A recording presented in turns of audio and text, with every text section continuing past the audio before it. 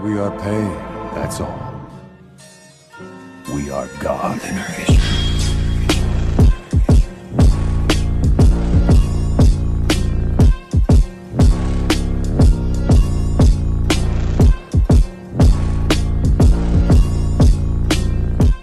Hey guys. I'm back and I bring to you the part 6 of What If Naruto Gained Unwanted Immortality. The fourth Shinobi War has ended with the sealing of Kaguya and the Juubi in Naruto.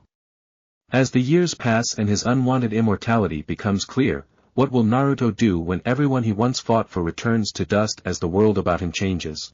Don't forget to hit like and subscribe and check the author in the description. Let's start. Chapter 40, Terrible Method. If you are easily disturbed by graphical descriptions, then proceed with caution. In Doru Ariba, a certain shinobi got a message from his clone and frowned at its plan. You do know that Eragon and Saphira will never look at you the same way, right? They might even hate you forever. An amused chuckle echoed in his mind as Kurama heard what the clone was planning. Yeah, but it needs to be done, otherwise he won't have the strength to go against Galbatorix. His insecurities may very well be the end of him if the king plays on them. The fox merely nodded, not at all concerned about what he thought was an ant and a lizard. Several moments of silence passed as the two just sat there, comfortable with not saying anything or doing anything. Eventually, the fox broke it with the question that had been plaguing him for the past several days. Hey Naruto, how did you really find your true name? Naruto slightly widened at the mention of his name. He knew Kurama only used his name when he was being serious. Rocking on his heels, Naruto took a few minutes trying to come up with the best answer before sighing. I don't know how to describe it exactly, Kurama. But it's just that the moment I saw the storm, something was different. He paused as he struggled to come up with the words to properly describe the experience. The storm itself was nothing special, yet I felt some strange attraction to it, whether it was the wind, rain, or the lightning. Soon I was questioning myself, aspects of myself that I was most uncertain of. He paused there as he thought back to when he found his true name while Kurama uncharacteristically sat silently, waiting for his container to continue. In a soft whisper, he continued, then came my realizations. I am called a human by so many, yet what kind of human am I if none can compare? Am I God like Kaguya, or am I just somebody with too much power? I have always used my power to protect the ones important to me. Yet doesn't the other side of their own people to fight for? What kind of person am I to destroy that kind of resolve? And finally is the question that you have asked me for so many years, yet I have never answered. Who would I choose to save, innocent people, or the people that make, or my life? The fox waited with bated breath despite already knowing the answer. It was different when his friend who was normally so immature towards him, his lifelong friend, spoke to him in such a serious tone, as if he was Hokage once again. Naruto sighed as he revealed his true thoughts on the matter. I looked inside of myself, and at first I didn't like what I saw. It was as if I was meeting the dark side of myself once again as I watched two situations where on one side were the civilians of Konoha all happy and loyal, whereas on the other, the blonde cleared his throat as he remembered, all of my comrades and my Hinata, all dead or dying. But the worst thing was that instead of looking at me in blame, they just gave a look of acceptance, as if there was no other choice. Then I saw the reverse, with the civilians of Konoha dead with looks of betrayal and helplessness, and my comrades, while alive, with looks of both understanding and disappointment. Both broke my heart, but I decided. The blonde Hokage looked directly at the rock of Kuthian as he said without any hesitation. I am the monster that my enemies fear, that is true. And if I must, I will stand on top of a mountain of innocent corpses even if it means letting the people I love survive. That will never change. In the mindscape, Kurama rocked back onto his haunches as he stared at the complete confidence his friend had in himself. Despite knowing his major flaws that would have made most other humans he knew of go insane from shame and disgust in themselves. Do I really know myself as much as I think I do? Although I have always said that I was a mass of hatred and destruction, throughout the years now that I think about it, I haven't really gone on many rampages. Okay, maybe those few might have been over the top, but hardly enough to be personified as only negative emotions. Add that to my more than 1,000 years of existence, and I'm suddenly not so sure of myself. And this was when I was the Kyuubi, but now I'm the Juubi no Kitsune. So just what am I supposed to be? I'm obviously not just an insane mass of chakra, I think. Kurama's thoughts stopped there for a moment before sighing, knowing it might take years or even decades just fully understand what he was, never mind who he was. Sighing in frustration, the fox pulled at Naruto into the mindscape, which surprised the blonde a bit although he accepted the transition. Soon he came face to face with a fox that would have rendered the tallest towers in Doruariba tiny. Tilting his head, Naruto waited for the fox to begin. "Brat, try to let me out of the seal. With your grasp on Fuinjutsu, you should be able to do it without killing the both of us. You sure about this?" Naruto asked, slightly alarmed at the request. With the amount of chakra he possessed, he no longer required Kurama to be sealed within him to survive, and while it would hurt, he would live. No, he knew what the fox meant. Loosening the seal could potentially wake the other resident imprisoned in a miniature moon. Kaguya. He wasn't ready, and neither was Kurama. Despite their strength, neither of them had the confidence in actually killing the mother of chakra. Sealing, yes. Killing, no. So for him to request something so risky, Kurama slowly nodded his head. It's dangerous and may never pay off, but Naruto, you know Kaguya will try to reabsorb me, and when she does, then, that's the end. As much as you want to deny it, if it comes to a chakra contest, she has the greater pull on my chakra, especially with that damned Gedomazo. He paused before letting out a sigh. Maybe this is all for nothing and my true name will be useless in the end. But who knows, maybe this will allow me to resist her long enough to finally end her. Naruto clenched his fists as his partner's words. He was right, as much as he hated to admit it, he wasn't confident he could win a chakra tug-of-war contest with Kaguya. Without Kurama, he had little chance of killing Kaguya, especially if she was bolstered by the fox's chakra. Closing his eyes, he murmured his agreement. Fine. I'll see what I can do later tonight. I just hope Arya and the others forgive me, after all it was my clone at fault. Naruto initially became slightly depressed, but then the pair started to evilly laugh, albeit with a tinge of sadness and regret due to the circumstances surrounding their young friend, at least from Naruto's side. Naruto, what are you planning on doing? Eragon scrambled on top of Saphira, still not used to her sudden increase in height as he sought to stay as far away as possible from the smiling clone that was slowly getting closer and closer. Don't worry Eragon, this experience won't damage you physically at all, except maybe your brain. But at the same time, this will only take a minute at most. And in the event you do go slightly insane, I'm sure Saphira will back you up. Now come here. The clone started to make disturbing grabby motions with his hands as the dragon rider pair attempted to fly away, only for them to crash into the barrier and land back down on the ground. Never. I may not have a rider's sword and may never be as powerful as you, but you will never take me alive. Eragon comically yelled as Saphira roared out her determination to forever protect him. He, you have no choice in the matter. Tsukuyomi. Soon, both Eragon and Saphira were dragged into the red and black world of Tsukuyomi. The two simply sat there, wondering how even with their improvements, a clone that has almost exhausted its entire chakra reserve could still bring them into what they considered his potentially most terrifying technique. Welcome to my Tsukuyomi, where I am blah blah blah, you heard it before. Now you are here because this is the only way I could find that would hopefully, almost instantly unlock your true name, find the metal under the Manoa tree, have Runan the elven blacksmith forge you a new sword, and finally get you back to the Varden all within a real week's time. He explained as it sat down in front of the Stillwary too. So what are we doing here? The last time we were here, you showed us visions of your past, but what about now? Since this is about Saphira's and my true names, I doubt showing us your memories would do us any good. Eragon quickly pointed out the major flaw that he thought of from his only experience with the Tsukuyomi. Saphira merely snorted her agreement, although she certainly wouldn't say no to seeing more of the blonde's memories, if only to see these gigantic summons that he constantly compared her to. True, seeing my boss's memories would hardly be appropriate in finding your true name. But, the clone paused as it watched in amusement at the confusion in the two's expressions. What if it were your memories? Living them over and over again, making different decisions, seeing what would have happened if I didn't show up, what if Saphira never chose you but instead for old Galbi? The different beginnings, journeys, and ultimately ends of your lives. I would think that should be more than enough to truly find who you are. That is impossible. There is no way. Oh wait, you're basically Naruto. So what do we have to do? Eragon deadpanned as he found that nothing about the almighty shinobi could possibly surprise him anymore.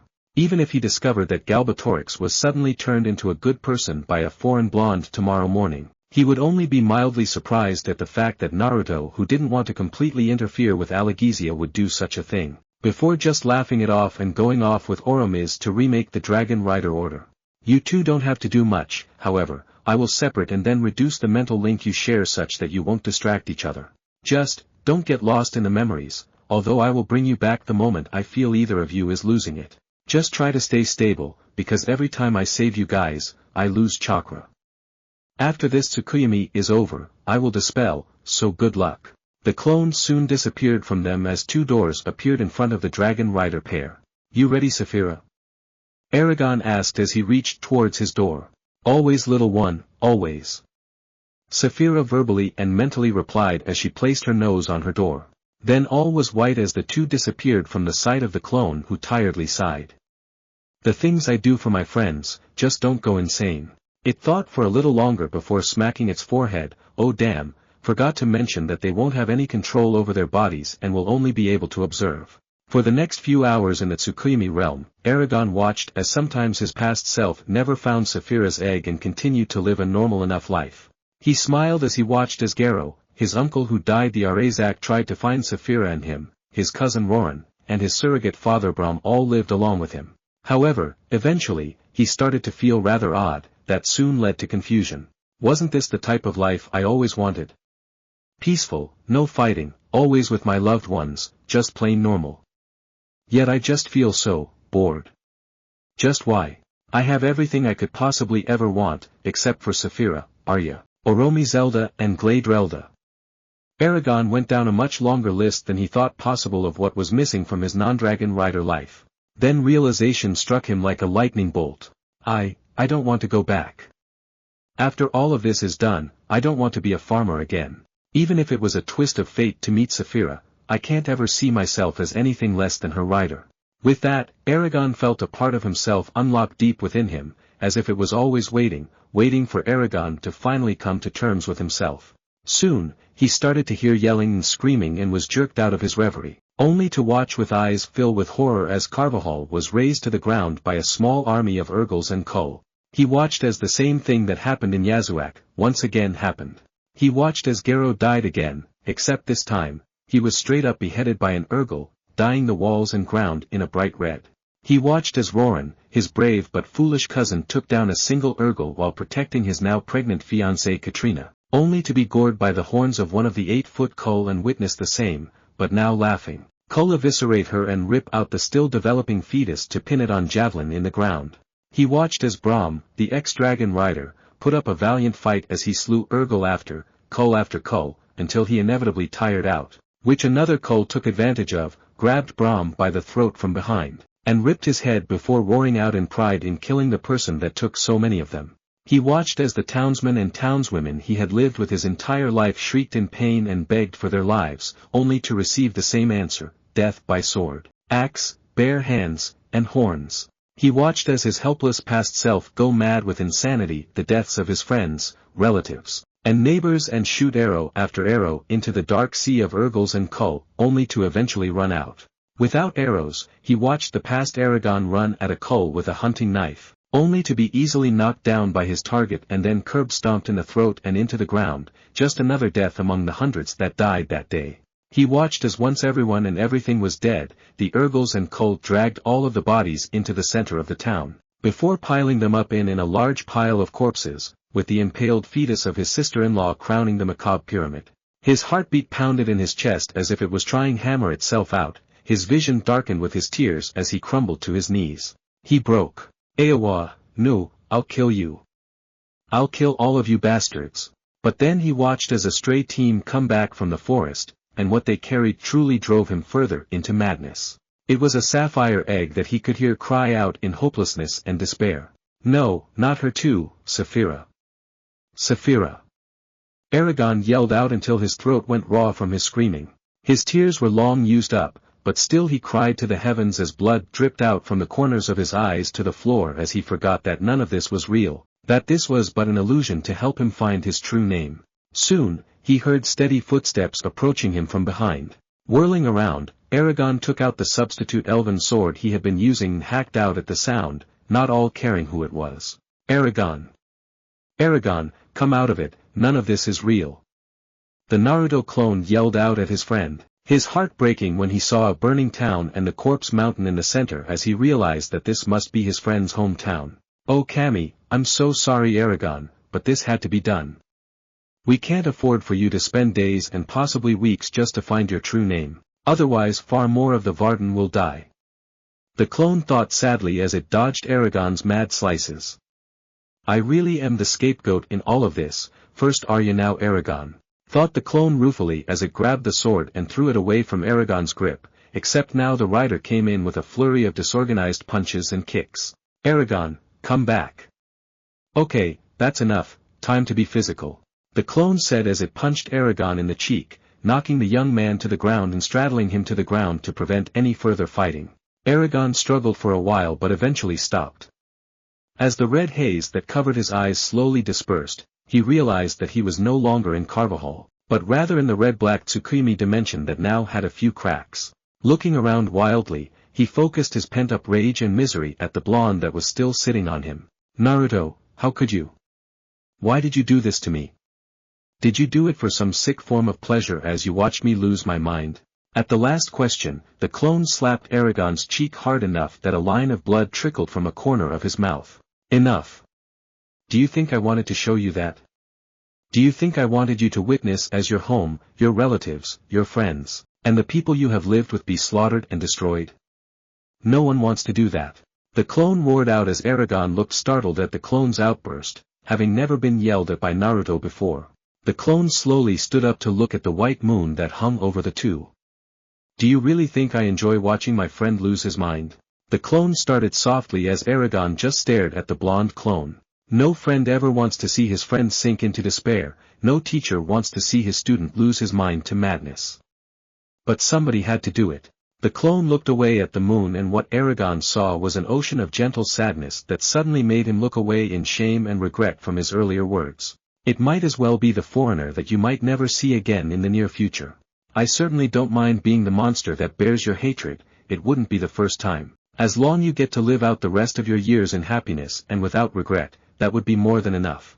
Eragon wanted to reach out to the clone that started to stride away, say something, anything.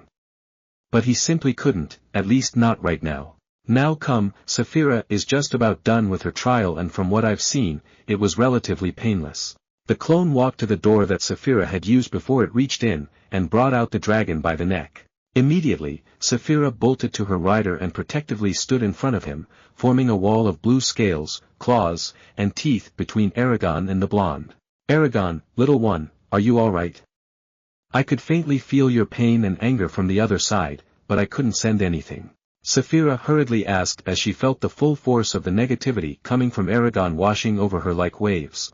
Roaring out, she glared at the clone even though she was on the cusp on finding her true name. The pain she felt from her other half made whatever thanks she originally felt temporarily disappear.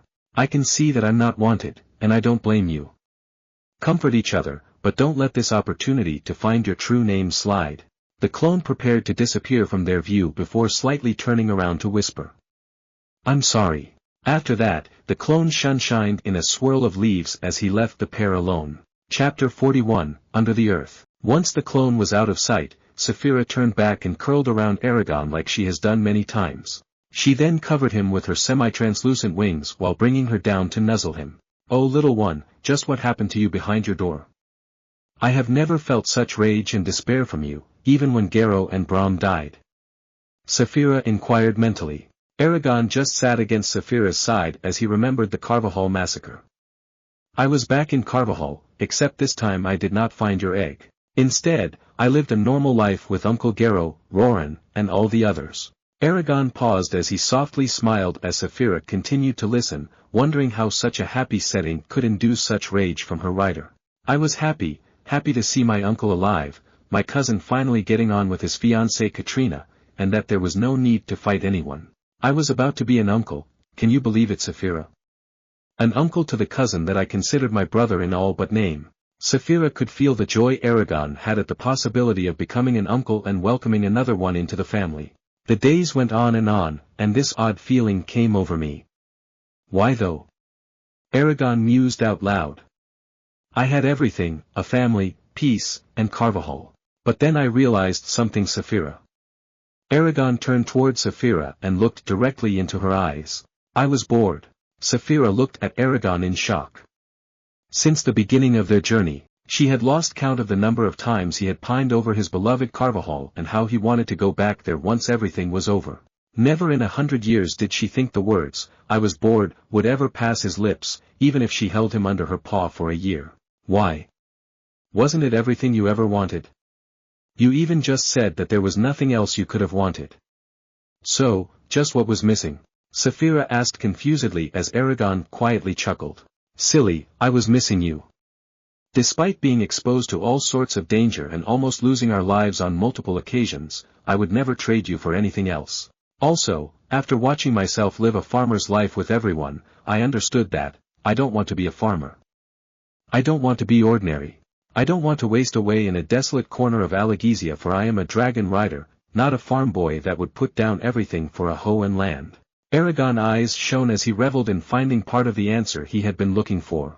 Finally, about time, Eragon. Whenever you talked about going back to Carvajal, I swear I wanted to claw my ears out with your ridiculously weak-sounding aspirations. Ugh, it made my scales shiver, and that's not possible. As Saphira moaned and groaned, Eragon laughed, a sound that didn't belong in the dreary space of the Tsukimi. Eventually, he sobered up as his face grew dark. But then came the next part. Eragon closed his eyes as he re-witnessed the slaughter of his family and townspeople. I watched as Urgles and Kull invaded Carvajal. It was like watching Yazuak all over again, except this time, except what was piled in the middle of the town, were the people I loved and grew up with. Saphira sharply inhaled in horror as Eragon merely looked down at his hands as he tightly gripped them. I watched as Uncle Gero, Roran, Katrina, and everyone else die in brutal fashion. Not even my nephew was spared, and he was still just a fetus, not even born before he was ripped from his mother's womb. I watched as Brahm die a second time, except this time not in one piece.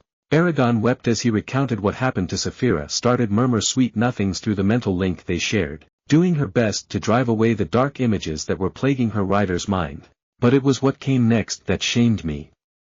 I watched my past self go mad with insanity from all of the deaths, only to be so easily killed by a Kull with a single stomp.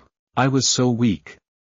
I couldn't even protect myself, just how could I protect the ones important to me?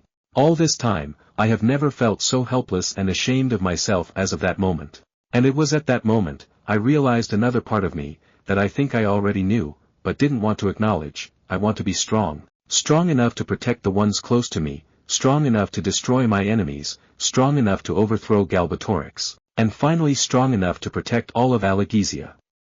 Eragon declared as a barrier within broke, only for an organized flood of words in the ancient language washed over his mind, most of it flowing past him except for a few choice words. Saphira mentally observed him in awe and joy as she witnessed Eragon's enlightenment, grinning at some parts of his name, while frowning at others. However, she knew nobody was perfect, for where there is light, there is also darkness, and was just glad he had a name to be proud of, despite his short life. Meanwhile, Eragon reveled in his name. Much like Saphira did, he smiled at the strengths he saw, but also frowned at the many weaknesses that his name listed. But in the end, he accepted them. He knew that true names could change over time, and what was once a flaw, could one day become an asset. And being a dragon rider, he had plenty of time. Breaking away from his thoughts, Eragon turned toward Saphira. What about you? What did you find behind your door? With that, Saphira grinned as wide as she could. Just like you, I also found my true name. It wasn't too hard for me to find mine. Dragons are usually much more honest to themselves than humans, dwarves, or even elves are. Remember when we tried to fly to the top of the Beer Mountains?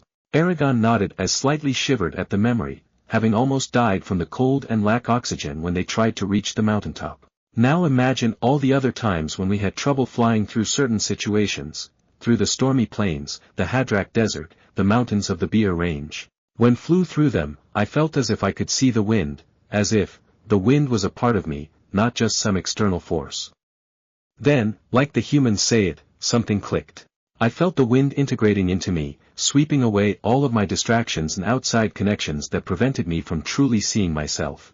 Eragon smiled as he listened to Saphira narrate her experience to him, happy that the partner of his life managed to find her true name with relative ease. Suddenly he came up to her ear before whispering a set of words. As he did, a shiver ran through him, as if the sum of his being was somehow transferred to another. Saphira closed her eyes as she mirrored her rider's actions. She gently brought her mouth closer to Eragon's now pointed ears before softly saying another set words. Together, the two quivered as her scales, for a short moment, gained a blue luster never seen before. After recovering from their experiences, the two stood back up as the clone appeared before them. I see that the two of you did indeed find your true names. While I do not see any signs of improvement in regards to you physically or chakra-wise, the way you hold yourselves is vastly different from before. The clone continued to observe the two with its piercing blue eyes. Before, Eragon always seemed uncertain of his actions, but now, despite going through such a harrowing experience, his eyes are clear and filled with confidence not born of having powerful allies, but rather in himself and Saphira.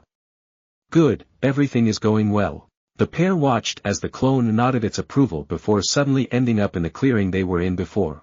The sudden transition slightly startled the two, but due to experiencing the technique before, they quickly regained their bearings. Did you succeed? Arya approached the three as she noted the differences between the old and new Eragon and Saphira. Nodding, Eragon answered.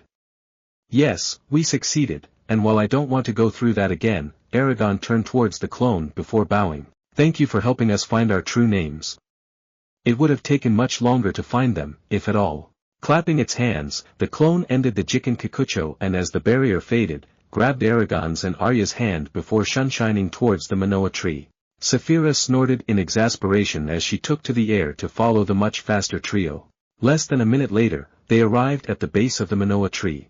Damn it Naruto, I really wish that you would give us a heads up before doing that. Grumbled Eragon as he and Arya took a couple of seconds to suppress the faint weakness they felt. The clone snorted as it pointed at the Manoa tree, gesturing the rider and the approaching dragon to do what had to be done. Once Saphira touched down on the ground, she and Eragon touched the trunk and were soon whisked away into the Manoa tree's mind. The clone and Arya stood a small distance away as they waited for the pair. Uncomfortable silence reigned and soon the Naruto clone couldn't take it any longer. Arya, do you still blame me for what I did? If it helps at all, the boss was furious at what I did and is still beating himself up about it. Arya stiffened at the clone's question for a second before relaxing. As I said, I do not blame Naruto. If I blame anyone, it's you. Then again, since you are a Kage Bunshin, once you disappear I would lose the target of my anger. Maybe I should dispel you right now. An unnaturally loud click rang unnaturally as Arya's sword partially escaped from its sheath.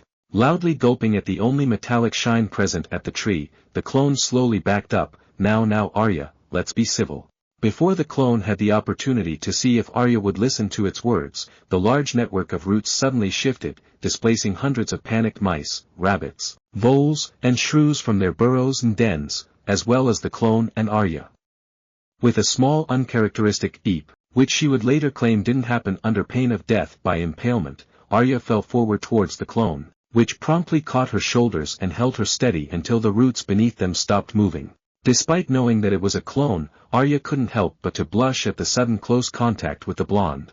And as her head laid against her friend clone's chest, she realized something. I really do care about Naruto as more than just a friend. Even after his clone's mistake, although I was angry at first, it faded in a short time, something us elves do not do, when we have a grudge. Especially at the level of what his clone did, it lasts for years if not decades until it is resolved, in one way or another. But he is different than all the others, and my heart of heart knows it. I just hope he feels the same. Sighing, Arya quickly pushed herself off and walked a few steps away before turning. Do not tell Naruto before dispelling, understood? The clone quickly nodded as the elven maiden strode towards another clearing to continue her training. Once she left, the clone broke into a smile. Well, it would seem that she at least forgave the boss, and if I'm not mistaken, she really wants to see him from her reaction. Now let's see this bright steel. Eragon and Saphira stumbled as they were released from the Manoa tree's consciousness before almost falling over due to the shifted roots. After grumbling a little, Eragon immediately went towards the area that the clone was heading. Once there, he dug into the soil, pulling the large chunk of bright steel from its earthy prison. Saphira, the Manoa tree spoke the truth, there really was brightsteel that has been missing for the last century, all hidden under her roots. Before the excited Eragon could continue conversing with the small hill of a dragon, he felt a hand suddenly clamp onto his shoulder. Stiffening, the rider slowly turned his head towards a now widely grinning clone before he heard, "Hold on." With that short warning, Eragon was once again flashing through Elesmer towards Runan the elven smith to forge a dragon rider's sword for him. Seconds later, Eragon once again almost fell to his knees before he stabilized himself and shot a glare at the clone. "Naruto. I swear I'll get you for this someday. Mama Eragon, calm down and get your ass over to Runan and forge your sword. Also, if she uses the vow she made a long time ago to never make a weapon, tell her that she has two options, control you to create the sword, or let me break the chains that have bound her for so long." Waving his hands, the clone walked towards a nearby tree before lying down to watch the clouds. Twitching his eyebrow, Eragon went to contact the elven smith about forging him a blade that he could call his own. "I hope this doesn't take too long, otherwise in the worst-case scenario, we might have to delay going to Doruariba. Only 2 weeks left till Eragon, Saphira, and Arya have to go back to the Varden." "How troublesome," sighed the blonde as it waited for Runan to come to a decision. Chapter 42, Breezing. A whole day passed before Runan finally made her decision, which irritated the clone at the amount of time that was wasted. It was apparent that the elven smith had chosen the first option, which didn't overly surprise the clone, as if it or Naruto failed, then her soul would forever scatter. Soon the forges were lit, but not by regular fire, but by the fires of Saphira herself. After being lit, the clone looked on in amusement as Eragon kept stubbing his toes on every corner possible and jamming his fingers on every other surface. Still lying down at the base of a tree, the clone complained, "Ugh, this is so boring, and the worst thing is that this is probably going to take another day just for a damn sword." The clone knew that they didn't have time to waste and soon came to a decision. "My chakra reserves are around 20% from when we started, so I can do one more Jiken Kikucho to reduce the amount of time to 12 hours, which will then leave me at 10%. That should be enough to do a Kamui over to where the boss is, although Saphira is rather large. I mean, she's already almost the size of Gamabunta, and she's still growing," complained the clone as it started to mark up the perimeter. Almost half a day later, an elf was slowly woke up in an isolated hut elsewhere in Elesmer, still recovering from the thrashing he took at the hands of a certain blonde. The first thing Phelan saw when he opened his eyes was a wooden ceiling, but rather than the crude construction of humans, it was the seamless molding of elven singing. Taking in that fact, his eyes widened as he took his first conscious breath, before promptly coughing out clotted blood from within his lungs. After the coughing faded, the ex-dragon rider looked wildly around room, trying to remember what exactly happened to him. "I was fighting against the human rider on top of his gleaming sapphire dragon in the smoky sky of the burning plains. His name was Eragon." How arrogant to be named after the first dragon rider when he's only a mere human. But as much as I hate to admit it, we were even in skills, at least up in the air. Phelan frowned at the thought at being matched by not just one of the mortal races, but by the weakest of them all. Then he started to mentally rant, and then even almost severed my dragon's foot with a lucky suicidal move. Just what kind of idiot would jump off his dragon from thousands of feet high just for a chance to heavily wound the other and then place himself in such a terrible position? Still, the look on his face when I completely healed my dragon's foot with a single spell, that put him in his place. But what happened afterwards? How did I end up like this? The elf chuckled louder and louder when he remembered how he was about to cripple Eragon and bring the two back for breeding purposes. But then Phelan started shivering when he began to piece the next part together. Then he came, that thing. I stabbed him through the chest and he only laughed me. And that red aura, just what was that? His strength, his speed, his sheer power, they were beyond anything I have ever seen, humans, elves, dwarves, dragon riders, dragons, or even Galbatorix. Just what is that monster? And Arya, where is she? Struggling to stand, Phelan failed to notice an elderly elf observing him from the doorway, along with a giant golden eye staring with contempt and disgust at the traitor. "I see that you are awake now, Phelan. Care to explain why you turned traitor to our race? You of all elves, chosen to protect the last free dragon egg, and Arya Drottning, princess of our race, betrayed all of us and even enslaved the souls of countless dragons. What say you?" Phelan looked at the figure that he used to adore before sneering, Oromiz, a mere relic of the Dragon Rider Order, coward of the elves, and the broken disgrace. You have no right to question me. You have done nothing but sit in the safety of the Du Weldenvarden, just hoping that you would not die before the egg I carried hatched. He paused and pointed at Oromiz, who stood silently, waiting for the younger elf to finish. But you failed. The dragon rider that you taught was not my match, and the only reason he is not at Galbatorix's feet is because of that abomination, this, Naruto. How could you bear to let a monster do the work you should be doing? Snarling, the hut started to shake at the weight of Glader's anger. Oromiz, let me tear this impudent hatchling apart. How dare a traitor to our race and Allegezia ignore our sacrifice, our pain, and our sense of helplessness throughout the years, only able to wait and hope that the next dragon rider would come, but unable to because of our condition. And Naruto Finiral has only ever helped us in our efforts and deserves all the respect possible. Not responding to his dragon's anger, Oromiz coldly glared at Phelan, who was now seething about the closeness between the monster and his Arya, feeling angrier than he had for over a century. Enough. The younger elf instantly quieted, although he still arrogantly looked at Oromiz, madly thinking that the other didn't dare do anything to him due to his status of being a dragon rider and belonging to Galbatorix. Staring into the Phelan's eyes, Oromiz continued, what you might not know, is that your bond with your dragon has been broken. Whatever remark Phelan was about to make died in his throat. Eyes bulging, he first glanced at his palm, looking for the Gedway Ignatia that all riders had. But when he didn't see the silver glow, he immediately tried to contact his dragon, the one that hatched for him, only to hear silence. With a sinking feeling in the pit of his stomach, he tried again and again, refusing to believe that the one connection he had was severed. But once he was forced to accept that the one bond that truly belonged to him was broken, his eyes turned red as he tried to draw upon the Eldenari that once accompanied him in a small pocket dimension. Realizing that they too were taken from him, Phelan shouted out, Thrista, in an attempt to crush Oromiz's heart, only for his target to sigh in disappointment and watch the energy drain from the maddened Phelan. Finally running out of energy, Phelan stopped his spell as darkness started to color his vision. Distantly, he heard Oromiz say a string of words which at first started as a shiver down his spine, before becoming a full-blown panic attack when he realized it was his true name that was being used. Phelan, as of this day, you shall be subjected to 100 years of isolation in the deep reaches of Du Weldenvarden, away from all elves and only with nature. Should you show signs of improvement, I will bring you back into the elves, where you will forever stay within the forest. However, Oromiz paused as he sharply stared at the panting elf. If you do not, then I will kill you and wipe your true name from the books of Allegezia. Your very existence will eventually fade until no one remembers you, not even Aryasvitkona. Turning around after giving his ultimatum, Oromiz started to walk out of the hut before pausing, along with the loss of your dragon and Eldenari. All oaths that you took in the ancient language to Galbatorix were also shattered as an unexpected side effect. After hearing that, Phelan snapped his head back, almost breaking his neck, in disbelief. Watching as Oromiz left him to his thoughts, Phelan wondered for the first time in a long time, whether it was still possible to change. He didn't get much time to think as the orders he received through his true name forced him to stand and start walking out of the hut and into the depths of the forest. But as he did so, he felt lighter than ever in the past year.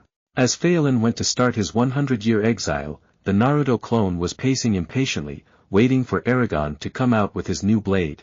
Just how much longer will this take? Any later and my chakra levels might not last through the plan, thought the clone when suddenly, a blue wall of flames erupted out of Runan's forge. Widening its eyes in alarm, the clone rushed in as it unsealed the barrier around the forge. Looking around, the clone stared in shock as it saw what was happening. Eragon was literally on fire with a translucent, sparkling, sapphire-colored sword, that was also on fire, stuck in the ground a few feet away from him. Eragon. I'm not sure if you've noticed, but, you're currently on fire. Cocking his head at the clone, Eragon wondered what the clone meant before looking down at himself. But when he saw the flames, his eyes widened to comical proportions as he began to run around Forge like a headless chicken, before Saphira once again stomped him into the ground. Oh, quit panicking, Eragon, your running around while on fire is making my head spin. Now carefully take a look at yourself, and you'll see that the fire is not hurting you. Now that he thought about it, Eragon realized that instead of a burning sensation, all he felt was a cool breeze. Curious of whether it would work, Eragon muttered the name he gave to his sword, breezing. Instantly, the flames that surrounded him vanished as well as those around the sword. The dragon rider looked at his hands in wonder as he reached out to grab his sword, only for it to be yanked out of the ground before he could do so. Turning to the hand that snatched away his sword, Eragon imperceptibly winced at the heavily scowling face of Runan. Looking away to closely examining the sword from tip to pommel, she looked back up after she finished. "You are lucky I already placed wards against heat and damage on it. Otherwise you could have scratched the guard and destroyed the temper of the blade. Do not drop the sword again, Shadeslayer, even if it were to turn into a snake, or I will take the sword back and replace it with a worn hammer, understood?" The elven smith turned her attention back to the blade, somewhat mollified after seeing Eragon apologize. "From what I have seen, it would seem that you have accidentally found your sword's true name, or at least a major part of it. And if I am not mistaken," Runan turned to Eragon, "part of your true name pertains to breezing or at least something close to it. And from the lack of response, it seems that only when you hold it will the sword go up in flames."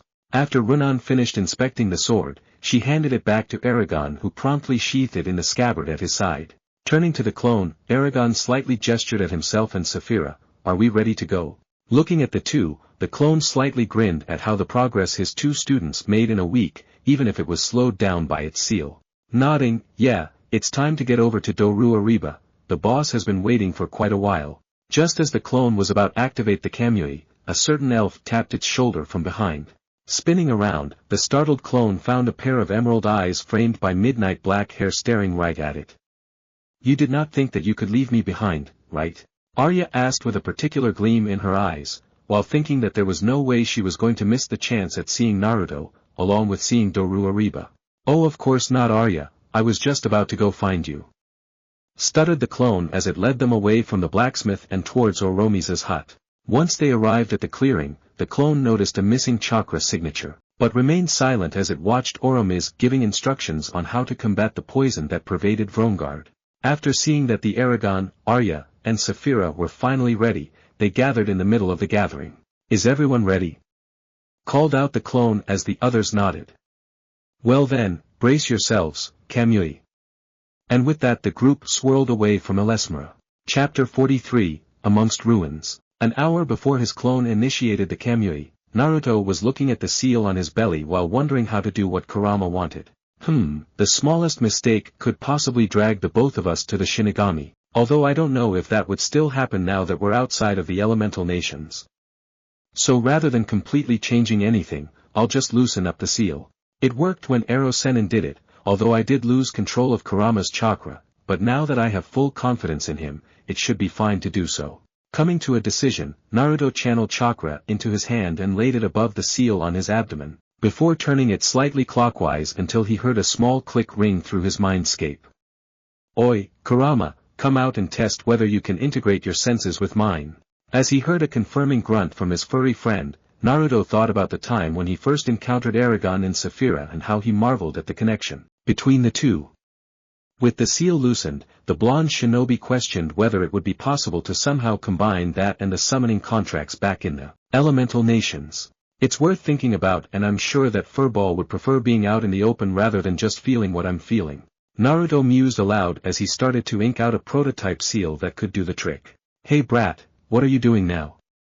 Kurama rumbled as he adjusted to seeing out of Naruto's eyes. "Well, I was thinking about instead of just sensing the world through me, whether I could actually summon you from the seal." After hearing Naruto's goal, Kurama looked on with considerably more interest than before as his container continued to go through hundreds of seals in minutes, trying to find the correct combination. Entering the cave where the fox always slept in, Naruto hollered out, "Oi, Kurama. Get over here and put your hand on this." As he put down the scroll that he had been fiddling around with for the past hour. Knowing exactly what the seal on the scroll was for, Kurama immediately tried to place one of his front hands on it, only to find out that his foot was far larger than the scroll itself. The pair's sweat dropped as they both just stared at the limb in question. The larger of the two merely sighed as he adjusted the amount of chakra that coursed through his leg and watched it become disproportionately small compared to the other, free on his body. Watching as Kurama dipped his now small enough hand in ink and signed the scroll, Naruto rubbed his chin as he gained a thoughtful gaze. "Kurama, I didn't know that you could freely change your size. How does it work?" Now done with signing, Kurama turned towards Naruto. "As you already know, bijou are massive chakra constructs given sentience by Hagoromo. As such, I don't have a set body and can freely change my size and shape to really whatever I want, although for some reason, I felt disgusted when I tried to change into something other than my Juubi form in the past. Naruto made a thinking pose as he considered what Kurama said before shrugging his shoulders, realizing that nothing really changed. So, want to test the seal out? Do you even have to ask? Smirked the fox as Naruto grinned back before Kamuying back into Doruariba. The second he touched the ground, Naruto bit his thumb hard enough to draw blood before flashing through a series of hand seals that he hadn't used for months before, calling out, Kuchiyos no Jutsu, Kurama. Immediately, a large amount of smoke puffed out, obscuring the already misty area near the Rock of Kuthian.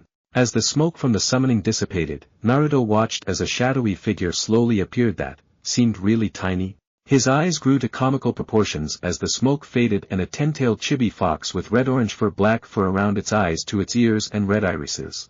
Naruto stood shell-shocked, not daring to say anything as Kurama looked around, at first exhilarated of having a body to himself for the first time in centuries before becoming confused as to why everything seemed so giant to him when he should be towering over everything.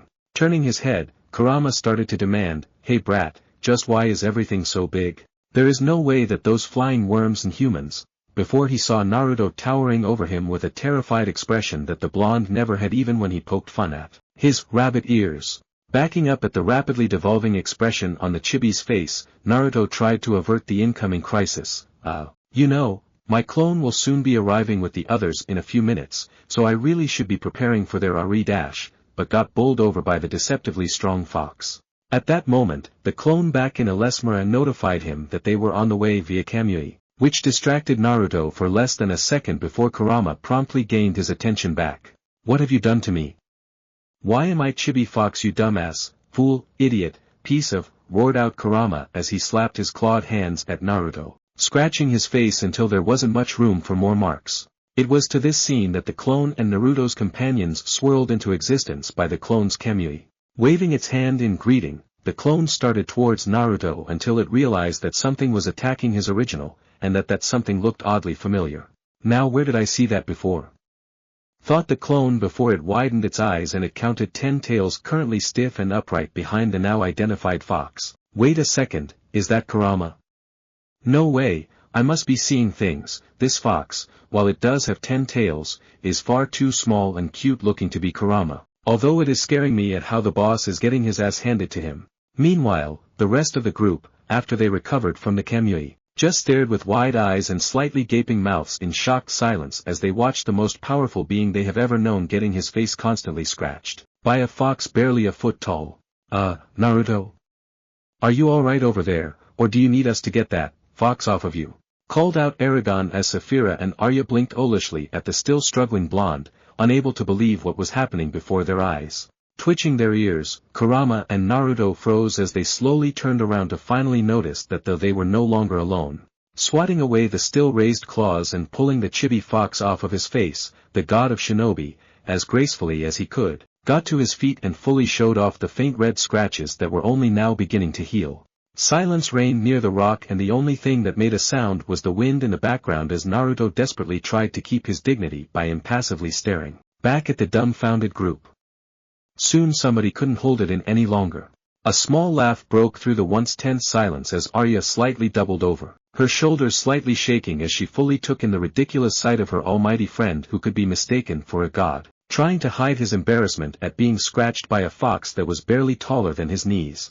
Then, as if a dam was broken, chuckles and snorts of amusement from the rest rang out through the dead city of Doruariba, completely ruining the foreboding atmosphere of the capital.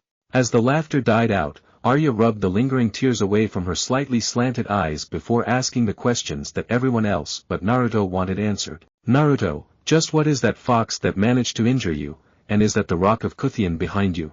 Eragon and Saphira perked their heads up at the mention of the last question, although they also wanted to know more about the first one. Rubbing the back of his head, Naruto lightly glared down at the small fox that glared back with crossed arms before looking back up. "Well, this is awkward." Naruto sighed as he mentally prepared himself for the inevitable flood of questions. "First, this is Kurama, my lifelong companion, also known as the Juubi, which means 10 tails.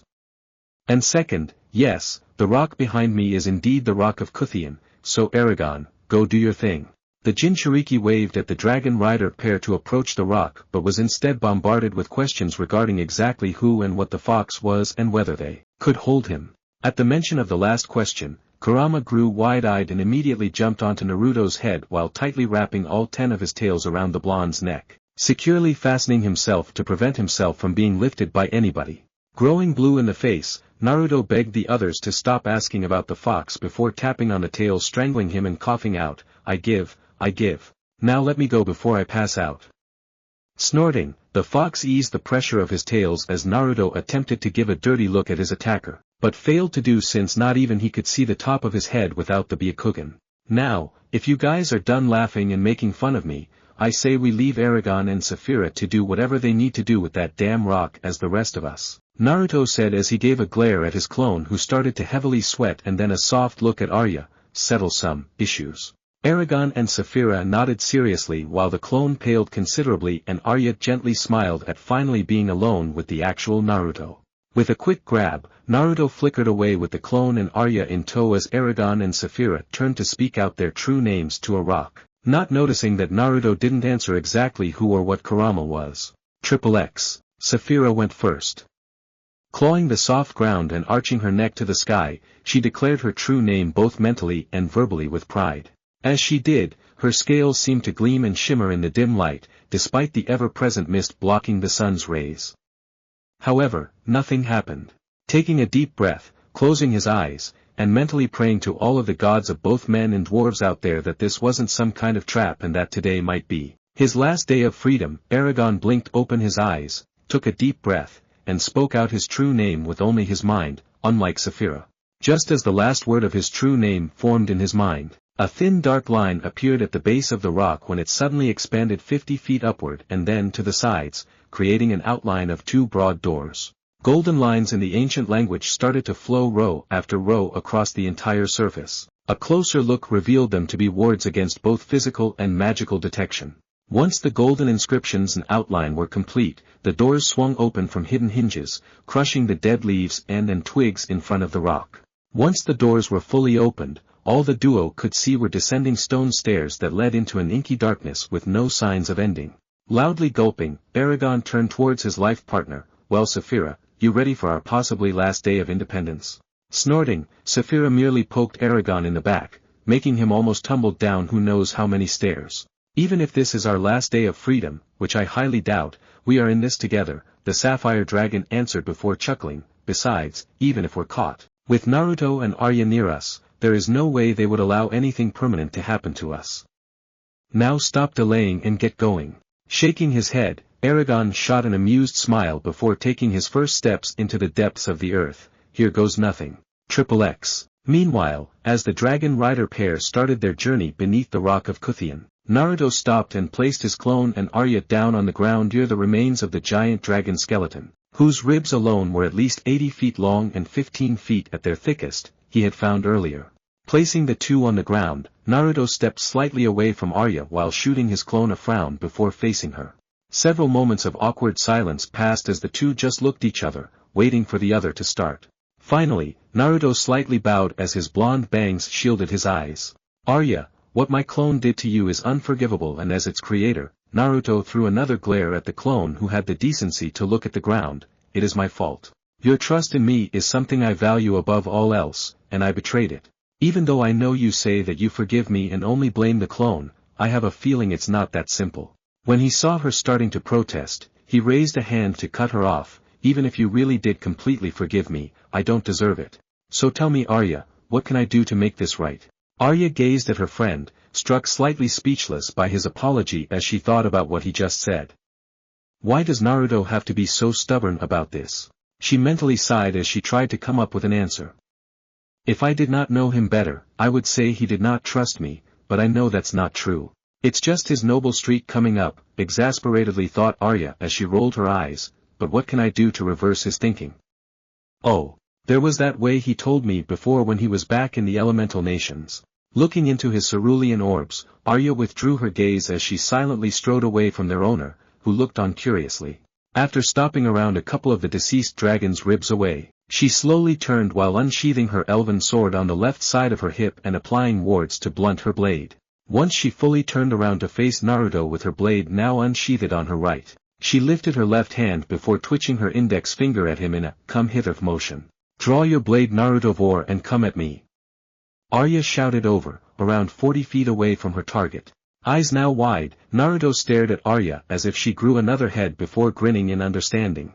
Tossing Kurama, who let out an indignant yelp and glared with eyes that promised payback once on the ground, Naruto sent a small burst of chakra into his right forearm wherein a small puff of smoke, a double-edged jian with yin-yang symbol on the hilt above a bandage-wrapped handle came into existence in his hand.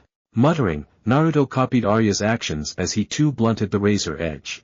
This is a good opportunity to practice my kenjutsu, something I never really needed back during my reign as Hokage, thought Naruto as he noticed the curious look that his opponent was pointing at the infamous sword. As he brushed his hands down the blade while warding, Naruto explained, "This is the sword of Kusanagi that once belonged to one of the worst and most powerful traders in my village's history. It is said to be able to cut through just about anything and has a couple of interesting abilities." Arya slightly raised a midnight black eyebrow in interest at the description and was about to ask more about it, but then decided to stay silent in favor of asking later. Mirroring Arya's stance after fully warding the sword, Naruto stood still as he waited for Arya to make the first move.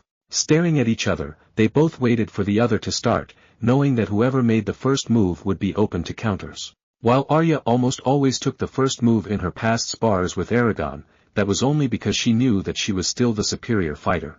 But against Naruto, she just couldn't take that chance. 10 minutes of stillness passed until Naruto finally snapped, even after becoming Hokage and learning the value of patience, when it came to fights. He was never one to think or plan too far ahead into the fight, rather letting his instincts take over and only truly using his mind against a worthy opponent. "Here I come!"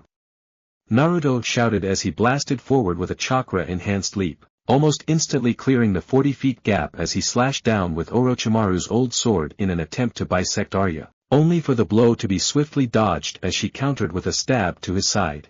Soon the two fell into strange rhythm as they struck, retreated, bruised, and sometimes cut each other even with blunted blades. "Ugh, she's gotten much faster in both movement and reaction time ever since I kickstarted her chakra network," thought Naruto as he ducked under another cut that would have left him headless as he moved closer to punch with the hand without the Kusanagi, before unleashing a strike to the gut that forced the elf to backpedal in order to keep her ribs intact.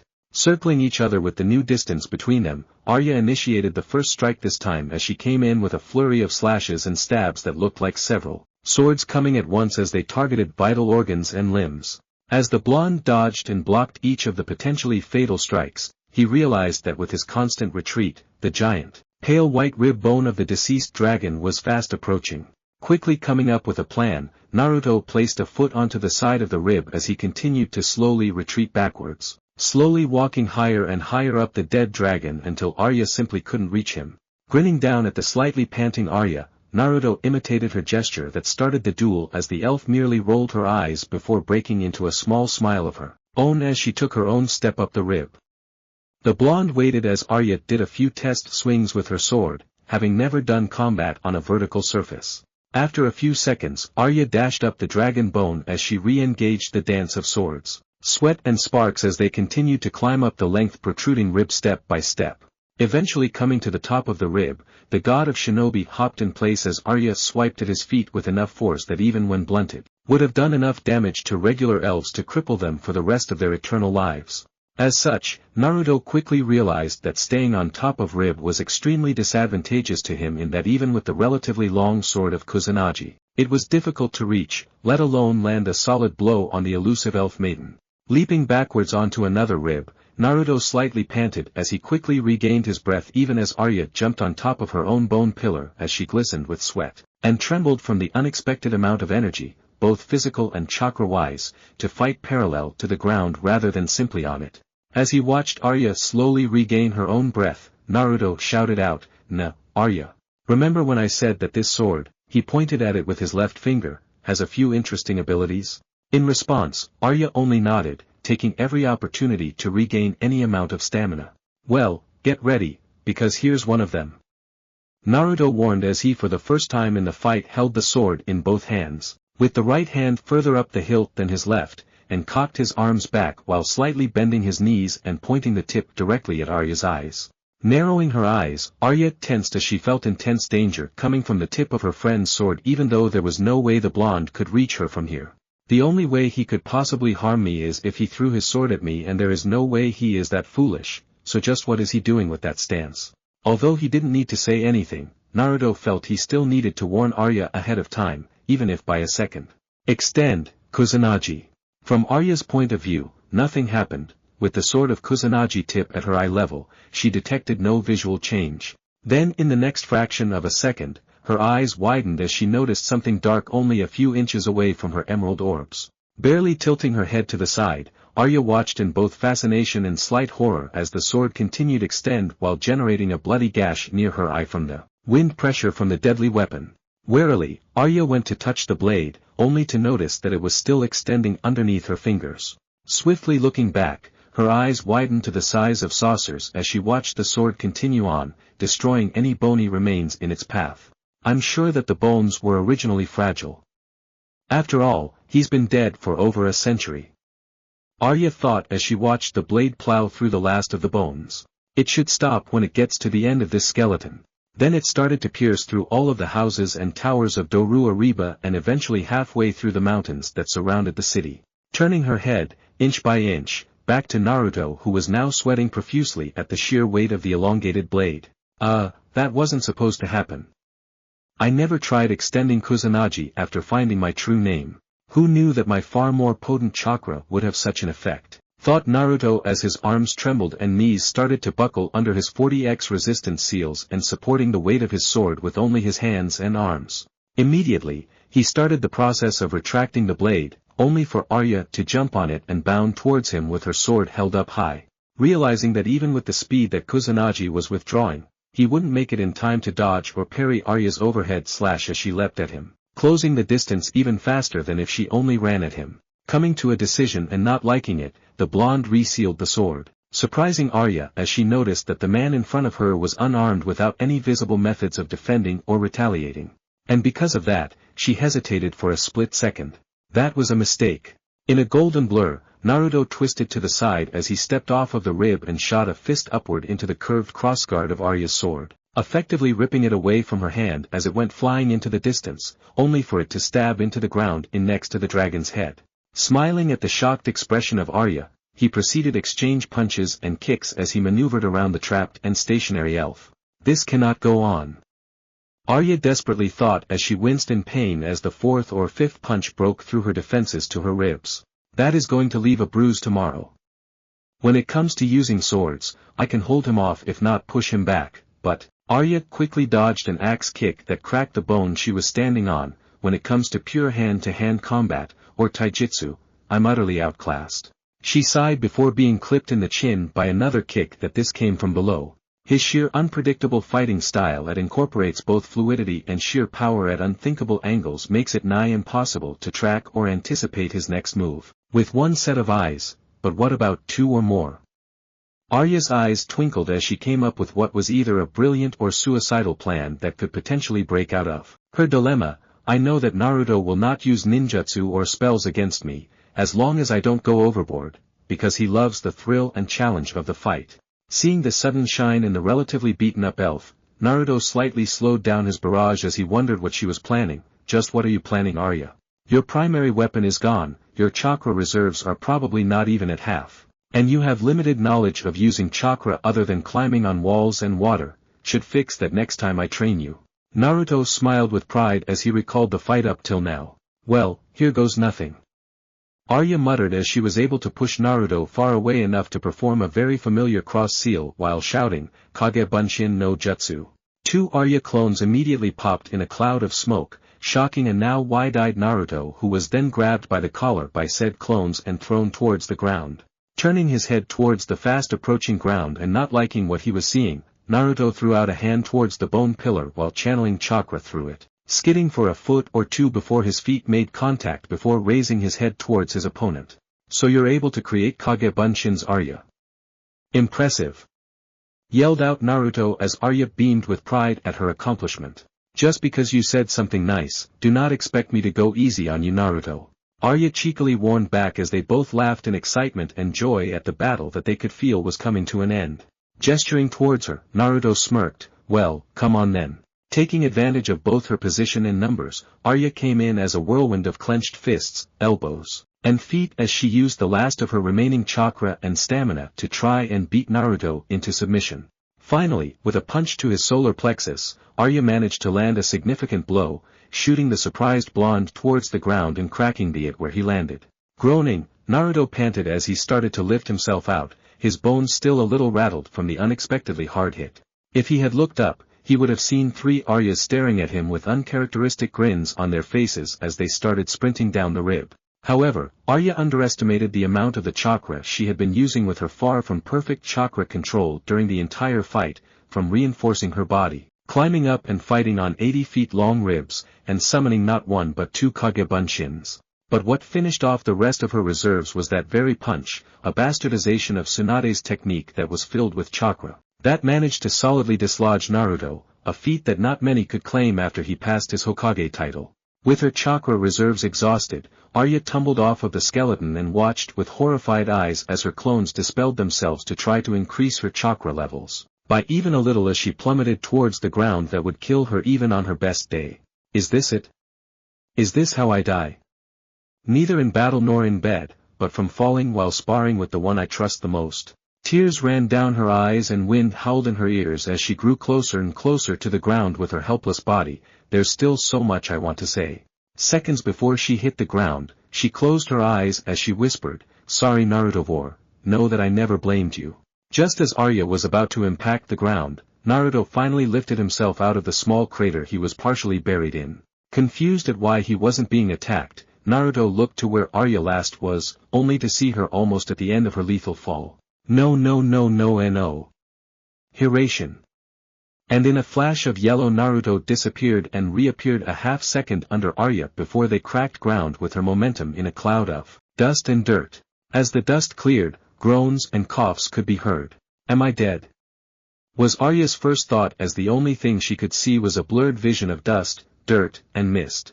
But when her sight cleared, she saw the bony ribs and decimated buildings of Doru Ariba. Then the pain of her recently acquired injuries made themselves known with a vengeance as they racked her body with minute muscle twitches and creaking bones and joints, making her gasp and cough as she took a quick inventory of her injuries. Various cuts and bruises, cracked or fractured ribs and left arm, not bad injuries when I should rightfully be dead and in the ground, literally. But how? How am I not dead? There was only the ground and me in those last few seconds. Wait, ground? Her musings were interrupted when said ground started to move under her thighs and was warm. Then she quickly sat up and looked down at what she at first assumed was merely remains of the broken stone tiles, only to meet a pair of wide sapphire eyes under sun-kissed blonde hair and above faint whisker marks. Meanwhile, Naruto too came back to the land of the conscious as he felt the slight burn that always accompanied his accelerated healing, which could also be called regeneration at this point. He groaned in slight comfort as the cuts and bruises mended themselves, leaving little evidence of their existence other than dried blood and ruined clothing. Ow, that hurt. Naruto winced as he tried to sit up, but instead felt a soft weight on not only his chest, but rather most of his body, including his arms and legs. Gulping, Naruto cranked his neck downward and saw the reason. Raven black hair cascaded over both his body and the womanly one on top. He watched as she steadily breathed in and out, the way her curves conformed to his body, her eyes and ears as they faintly twitched in her unconsciousness, the red cheeks from their previous exertions and finally her naturally pale red lips that were ever so slightly parted, perfect for kissing. Then he saw her eyes starting to open and felt as her body started to shift. He had more than enough experience to know where this was going and started to panic. But before he could do anything, his breath caught as his own cerulean eyes stared back into emerald orbs that reminded him of the forest around Konoha during spring and the depths of the ocean that he witnessed during his awakening. He couldn't look away, and neither could she. They looked into each other's depths, not conscious of the fact as they did, they drew closer and closer until their faces were mere inches from each other. Arya, are you alright? Naruto breathed out, making Arya's nose slightly twitch at the faint scent of ramen that assaulted her senses. Naruto, I'm fine. If anything, I should be the one asking you, considering you are the one that cushioned me from the fall. Arya replied as she idly wondered why his whisker birthmarks were so sensitive, and whether she could touch them again.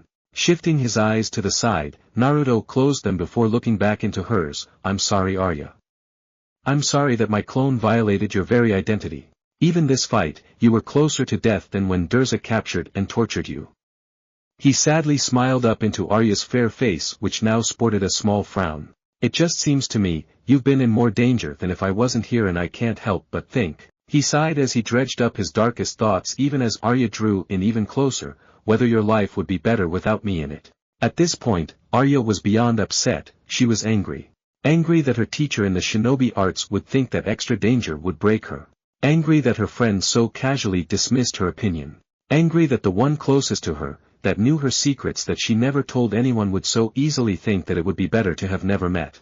But most of all, angry that the one she accepted to have feelings for was pushing her away. No, this would not do.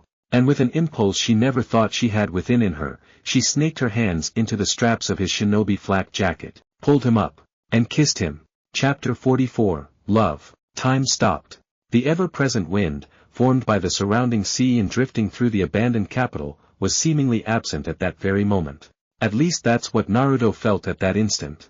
With wide eyes, Naruto felt as soft, supple lips that he didn't want to let go gently caressed his own. The smell of blood and sweat mixed with the heady natural scent crushed pine needles from Arya intoxicated his heightened sense of smell as it slowly clouded his mind. The accelerated thumping of both of their hearts that slowly melded together into one. The warmth of each other's body that could be felt even through their clothes and armor. Even as his rational thoughts fled, a few more stubborn ones remained in the back of his mind. Arya's kissing me. Is she in love with me? Do I share the same feelings? Am I really over my Hinata's death?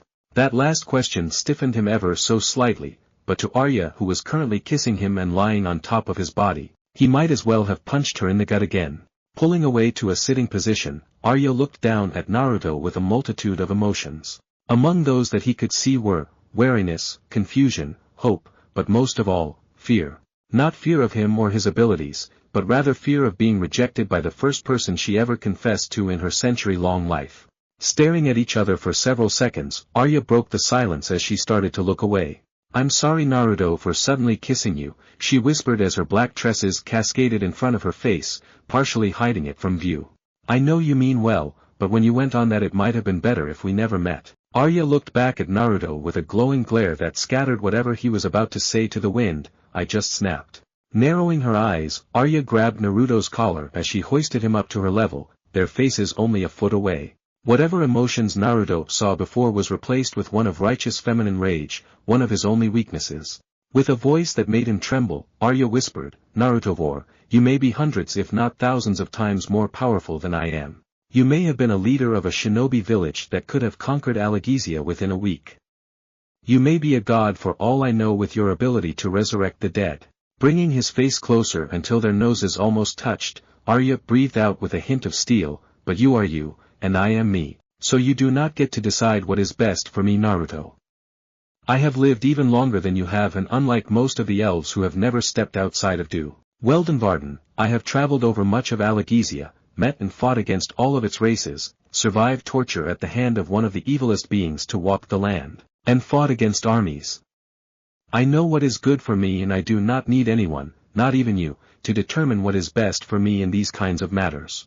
Arya glared deep into Naruto's cerulean orbs while still holding onto his collar for another second to make sure he understood her message, to which the blonde nodded, before softening her stare and relaxing her hold on his collar. Naruto, I spent a long time thinking about this, about whether I could trust anyone like this after the death and betrayal of Phelan or after only knowing you for several months.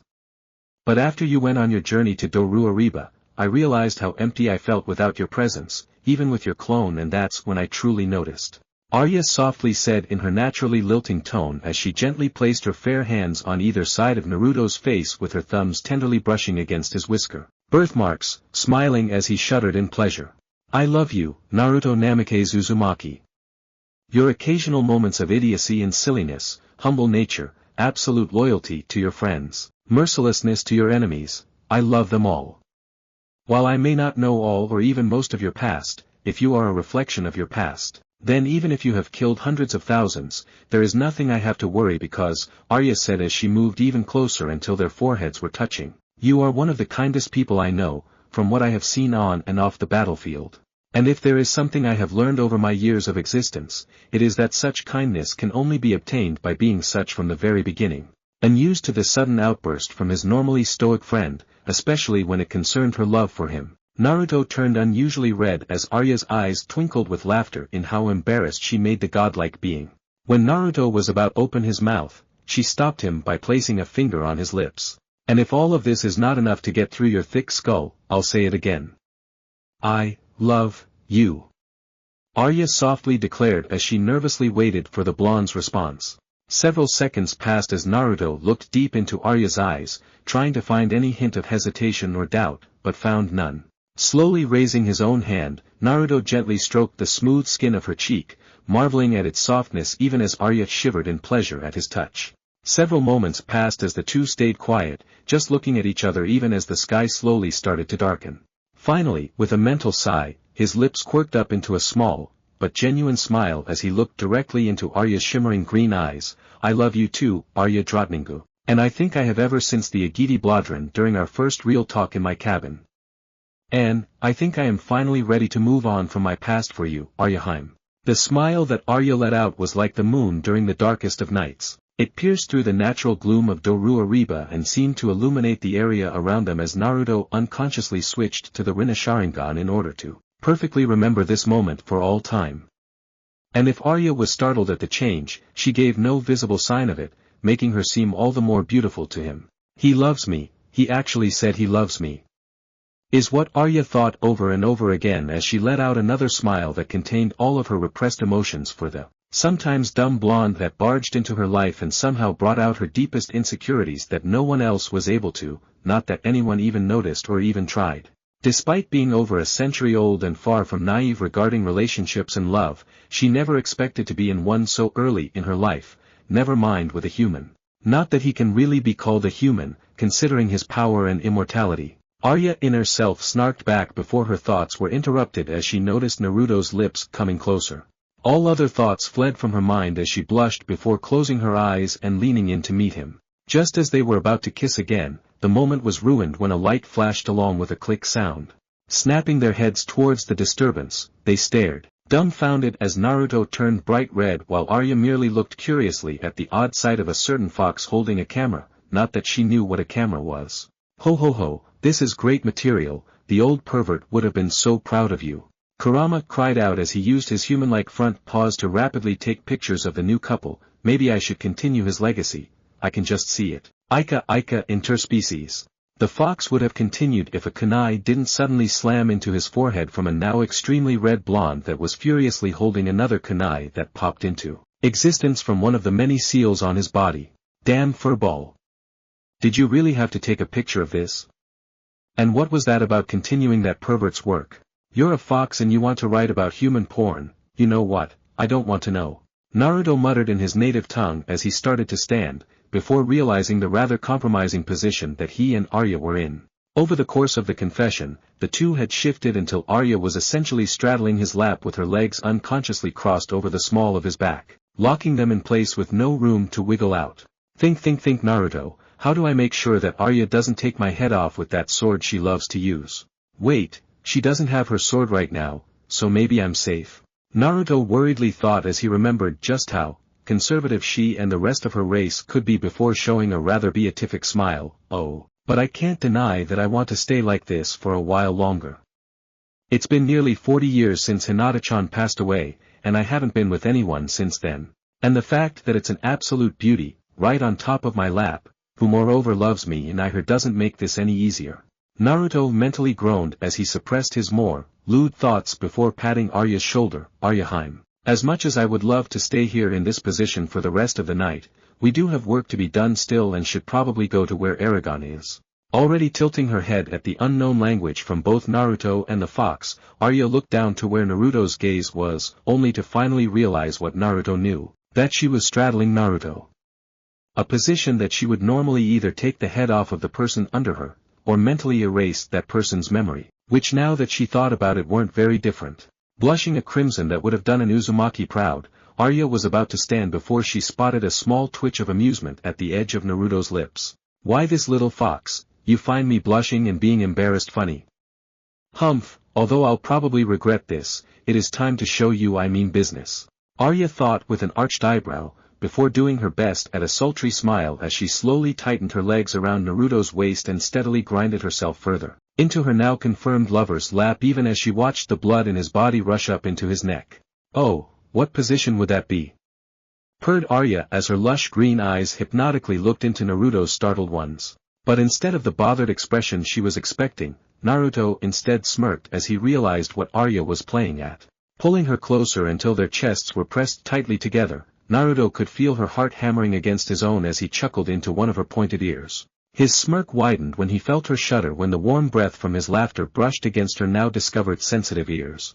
When he teased her enough, Naruto's Kawarimi'd with a rock that was next to Kurama and turned in time to see Arya let out a small yelp as she fell the small distance between her and the ground. Rubbing her posterior, Arya shot a playful glare before Naruto shunched in front of her with his hand held out. Without a second thought, Arya took the hand and stood as Naruto helped her onto her feet. However, he frowned when he saw her wince and hold her side where her fractured ribs were.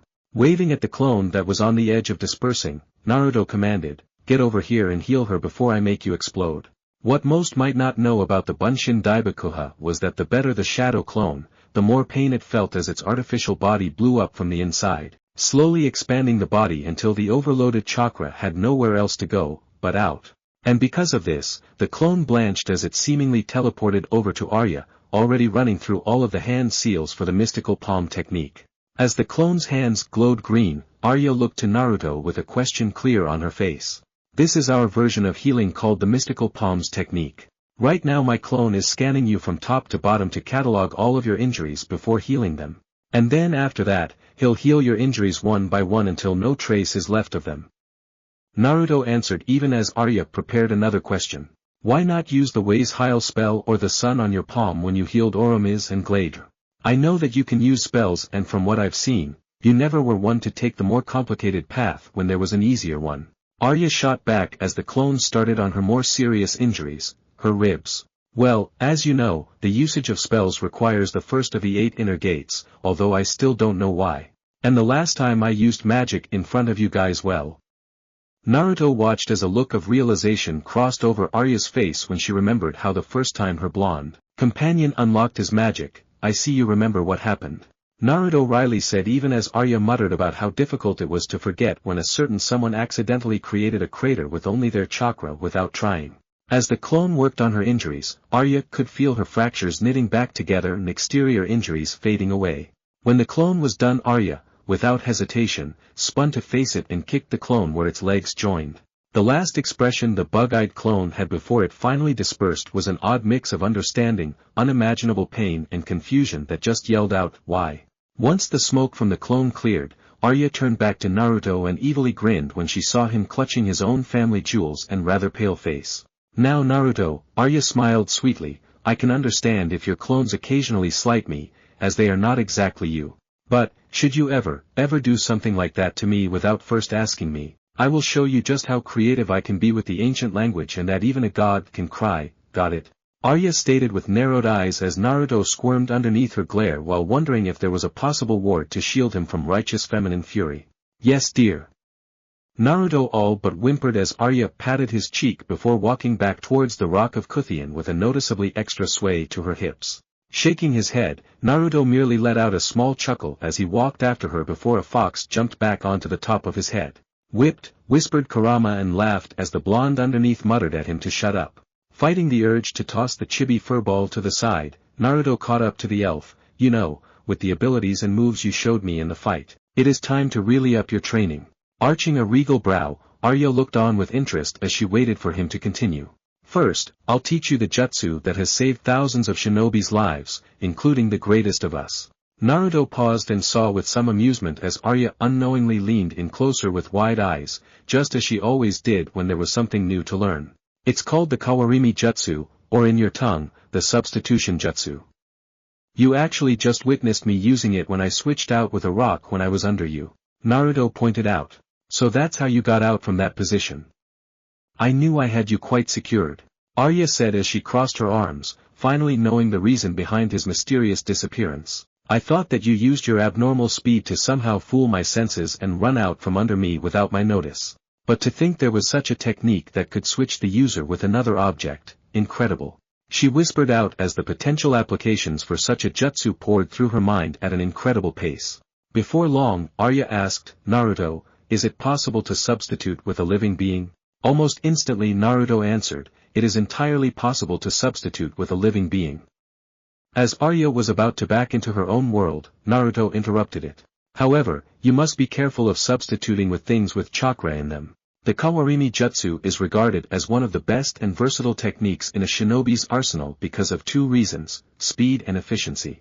At the highest level of mastery, as long as one already has a target in mind, the Kawarimi becomes an instinct, making it virtually impossible to successfully ambush him or her. And yet, the cost of performing a Kawarimi is not much at all that even Eragon could perform it tens of times before getting tired. Waiting only for a moment to catch his breath, he continued. But all of this changes the moment you try to substitute with something with chakra. If it is only a small amount, then there might only be the smallest of resistances. But try to substitute with someone like human magician or especially Galbatorix. He placed both hands on Arya's shoulders to emphasize his point, and the amount of chakra and resistance from the target to perform it will both dramatically increase, to the point that a single Kawarimi could potentially exhaust all of your reserves. So think carefully before trying to switch with anything that has chakra, Arya, or you may not live to regret it.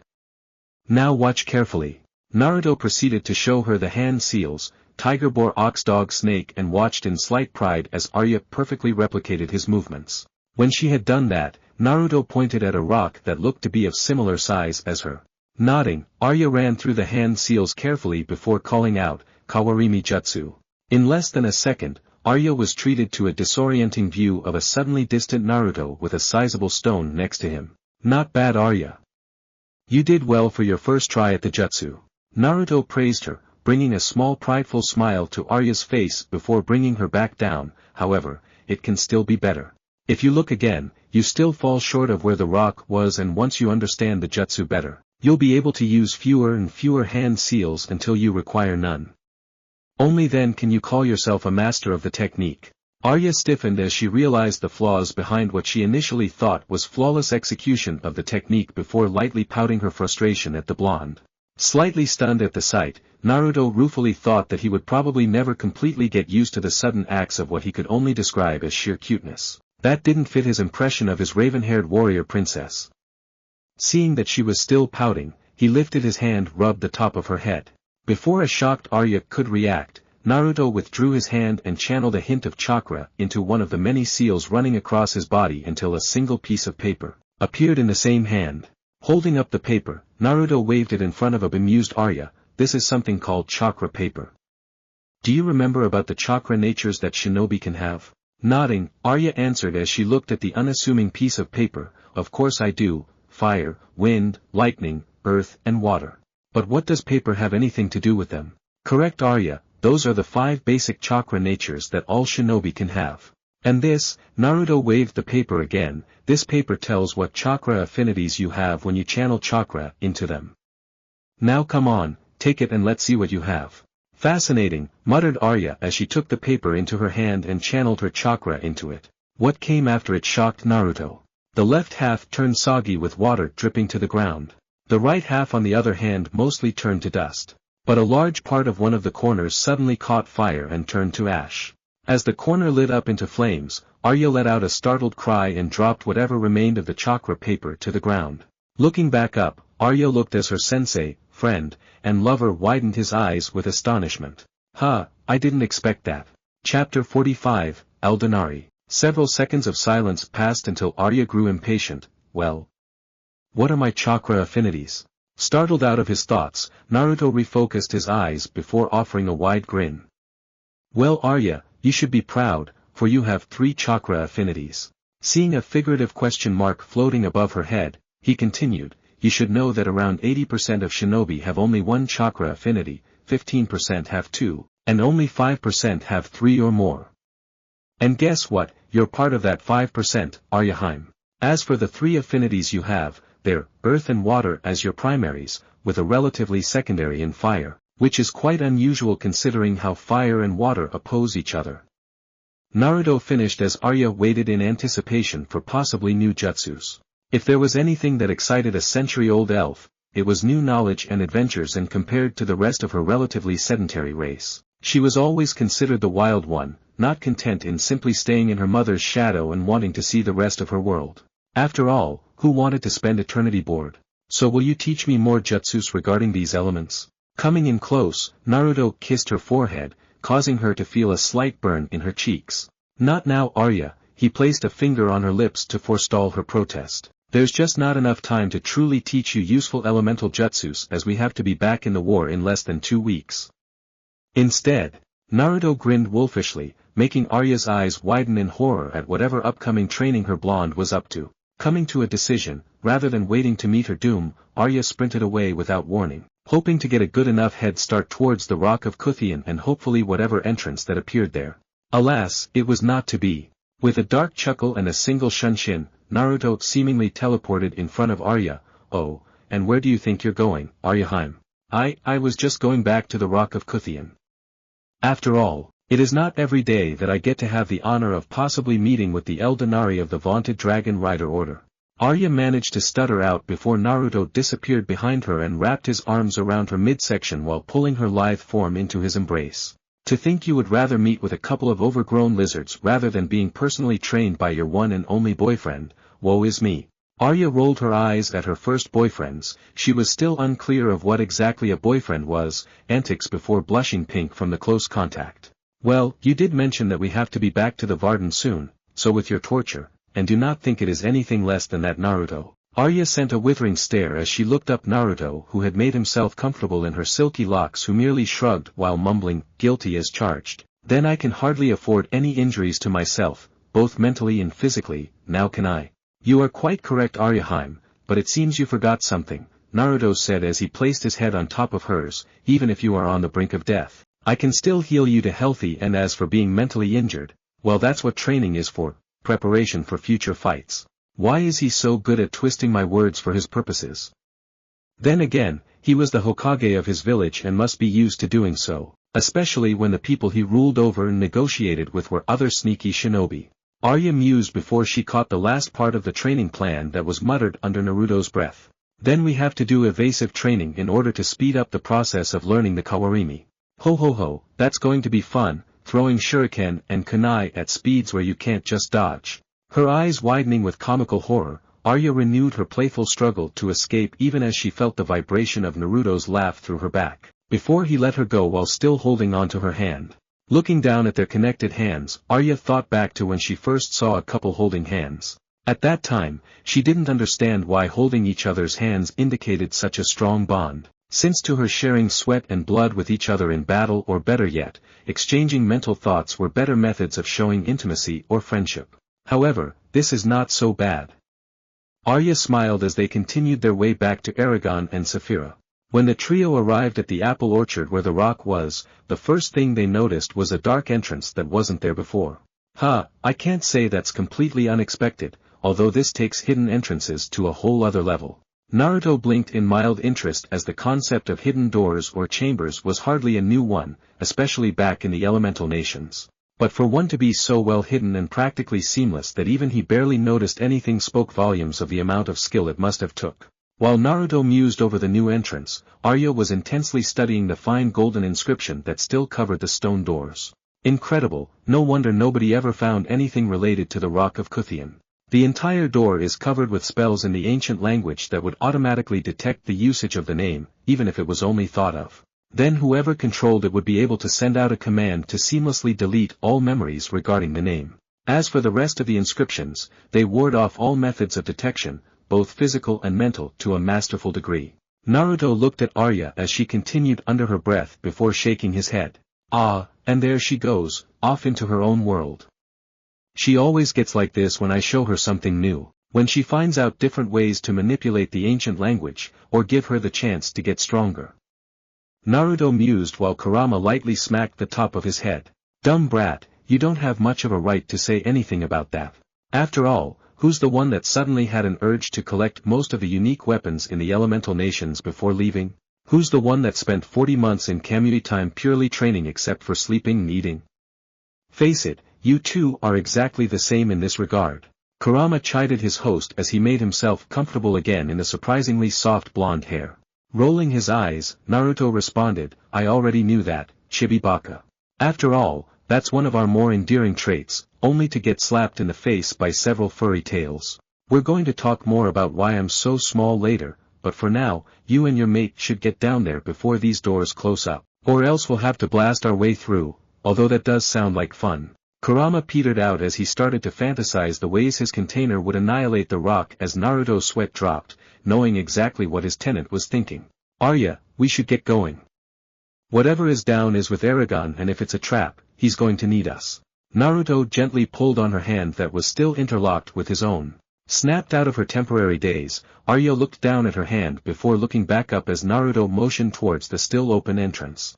Nodding back, the two promptly started their way down into the belly of the earth, but not before Arya muttered, Nine of Vitra. And a directionless white light illuminated the pitch-black passageway even as the doors behind them grinded to a close behind them. An hour before, Eragon and Saphira stood just within the entrance, trying to get a good look at whatever was at the bottom, but even with their enhanced vision, they could not see what lied at the end of the passageway.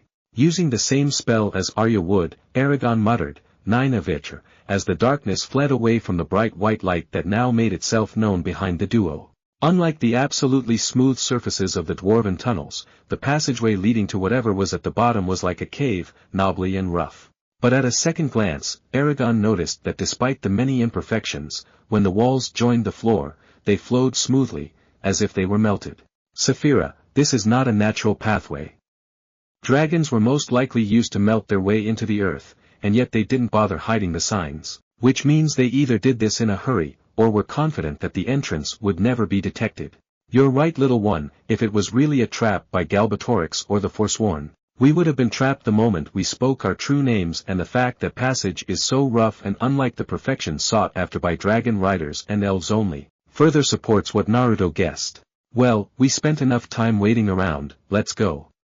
Eragon started down as Saphira padded behind him, the knobbless surface of the highly sloped ground proving to be just as functional as stairs. A third of an hour passed as the pair continued their way with hardly any change in their surroundings. Just how deep does this go? Was on both of their minds as they started to feel a gradual rise in temperature. Soon what was only a rise in temperature became a warmer than comfortable breeze that gently blew against their faces. And with it, Eragon and Saphira saw a faint orange glow in the distance. Letta, whispered Eragon as he extinguished the whir light, the orange light they saw in the distance becoming brighter with each step. At the pace we went, we must have reached the mountains surrounding Doruariba by now.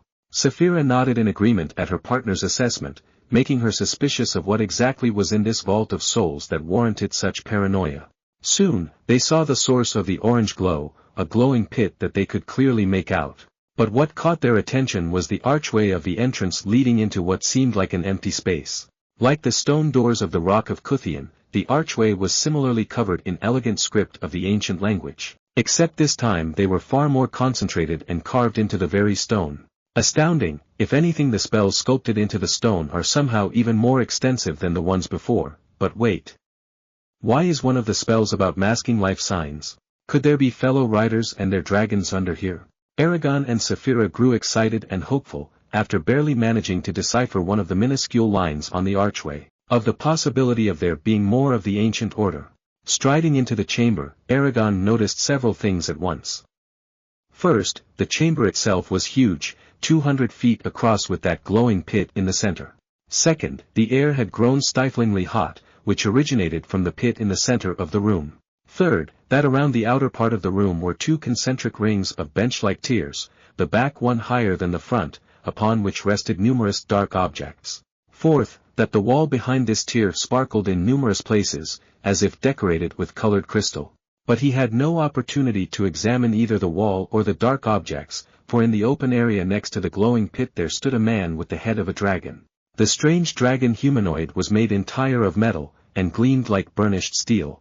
In the fiery glow, that Eragon now identified as a river of magma, his attention was drawn to the muscular physique that could match that of a cull.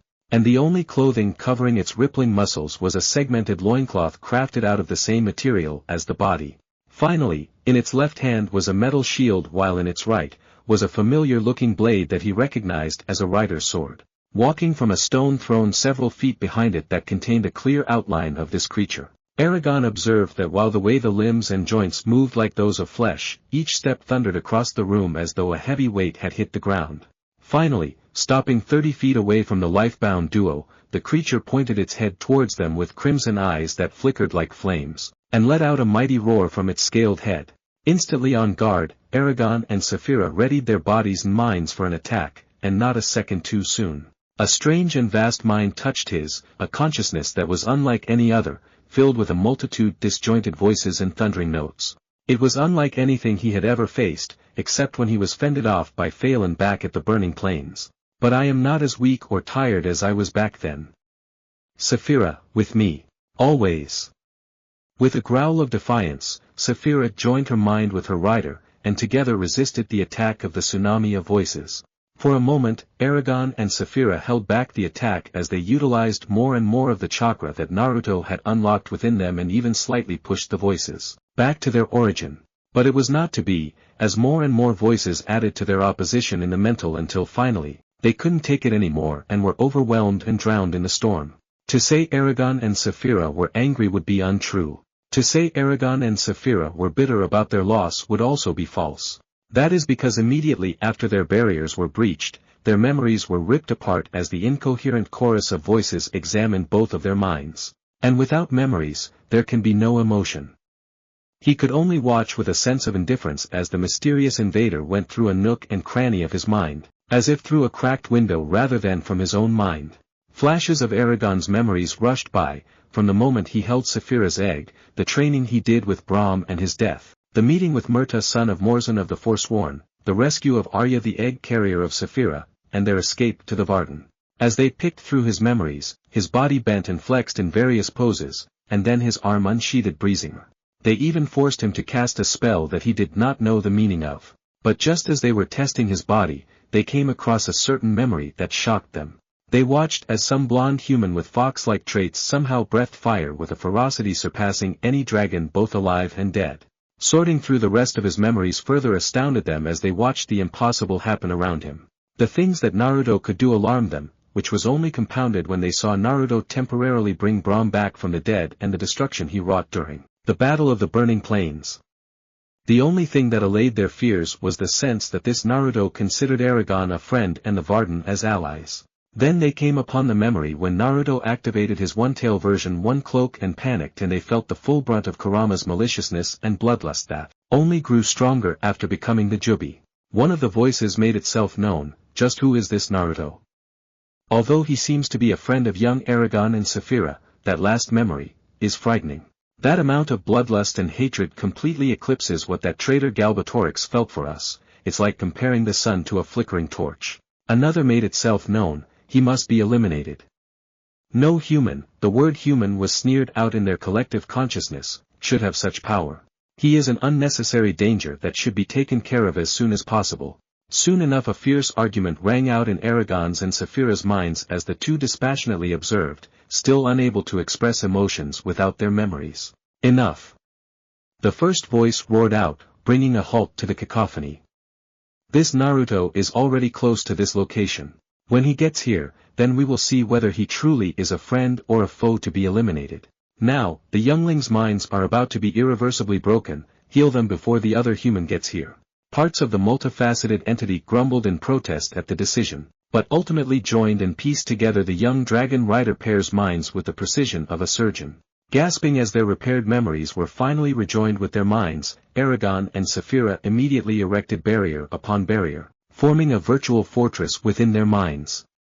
However, they did not show any signs of attacking, having already deduced that the entity, or the Eldenari, did not mean harm and only wanted to check who they were. Saphira, do you think we should somehow warn Naruto? Questioned Eragon, although when he thought about it, he wasn't really worried, which was reinforced by Saphira's short bark of laughter. Please Eragon, don't insult our friend and teacher.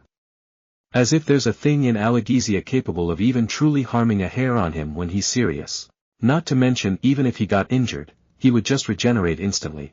Saphira replied, fully confident in the man whose clone managed to do incredible things, extend time, help find their true names within a day, rearrange her chakra pathways so she could actually control the once untamable energy in her body, and teach Eragon how to control his chakra, which already substantially boosted his physical and mental prowess.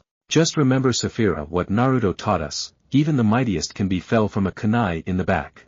Although I'm not sure if this applies to Naruto anymore, considering how he regenerated from being completely impaled by Phelan now that I think about it.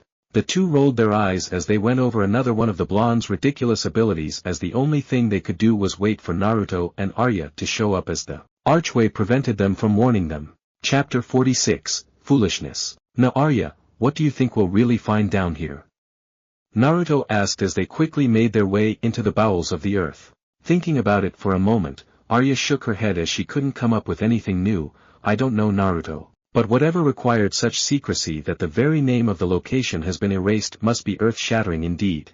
And from the name Vault of Souls, there must be Eldenari as you said, and if anything else, maybe words of the ancient language that have been forgotten or lost with time. Naruto nodded his agreement as they soon came upon the same archway that Eragon and Saphira had come across before, pausing just slightly until they saw the pair near the center of the chamber. As Arya was about to step into the chamber, Naruto stopped in place, lightly tugging on her hand as he prevented her from entering. Arya was about to ask why until she saw the slightly narrowed look in her man's eyes, which she noticed were switched to his other set of mystical eyes. She reminded herself that she and Naruto would have a talk about themselves after all of this was over. Carefully stepping back, Arya furrowed her as she took another look into the space, but saw nothing out of place other than their comrades, who were still physically controlled by the vast consciousness that had assaulted them previously and unable to see them through the dark gloom of the room. Naruto, what is it? And what are those eyes? Arya asked since she didn't see anything wrong, although it was clear that he did. Pointing at his eyes, Naruto explained, these eyes are called the Rinna Sharingan and are the reason behind some of my more interesting abilities, like the Tsukuyomi and Kamui. However, these eyes were not always mine as they used to belong to my best friend, who then proceeded to have me knocked out while on his deathbed and then have his eyes implanted into me as a rather macabre farewell gift. Arya, seeing how upset the usually cheerful blonde slowly leaned towards him to awkwardly place a short chaste kiss on his lips, still unused to intimate acts when not driven by her impulses like during her confession. Naruto froze at the action, knowing how shy Arya could be in showing emotion to anyone but those she truly trusted. So imagine his surprise when it was Arya who initiated first and second contact. Kit, you're being manhandled by your mate who's new to all of this while you've been married for 40 years and taught by the super pervert Toad. Oh, what would he say? Kurama, who was still on top of Naruto's head, mentally snickered as his only friend could only sputter back before he calmed down enough to enjoy softness of her naturally red lips. The kiss was over in a couple of seconds as Arya pulled back only to wrap him in a gentle hug, laying her head in the crook of his neck as Naruto automatically returned and pressed her supple form against his own. A moment passed before Arya whispered, Naruto, I may not yet know all of your past or what exactly you have gone through, but I have seen the same look that you had in the eyes of the few elves who made friends with humans, only to watch them fade even as they remained young. That look was also present in the eyes of the survivors after skirmishes and battles as they waded through fields of blood, looking for their friends and comrades only to find out that the people they fought for were already gone, with unseeing eyes staring into theirs. Now Naruto was no stranger to loss or pain. Hell, his childhood was practically a poster child for pain and abuse. But that doesn't mean the deaths throughout his shinobi career didn't weigh down on him as he watched comrades and eventually trusted subordinates die and leave their families behind. What was worse was when the friends he grew up with slowly died due to old age while he remained in pristine condition. Even when everyone said it wasn't his fault and that there was nothing that he could do, they just didn't understand. They didn't understand how he was finally realizing that for the rest of his very long life, there would be no one that could truly understand or be with him until they too passed away in time. Eventually, he gave up hope after traveling the entirety of the elemental nations and decided to leave the land that he had called home for the past century just because he couldn't stand seeing the same sights, only with people he had never seen or heard of before. After arriving at Allegezia, he closed that part of his heart, never expecting to open it again, never mind his more personal emotions. Yet, here he was, spilling his closest memories, one by one. His thoughts were interrupted when Arya murmured out, "But you are no longer alone, love. You have me, and when an elf loves someone, there is nothing that can separate us, unless someone kills one of us, which I will not let happen." And with those words, their fate together was sealed as Naruto buried himself in Arya's raven locks while letting a few rare tears slip past his closed eyes.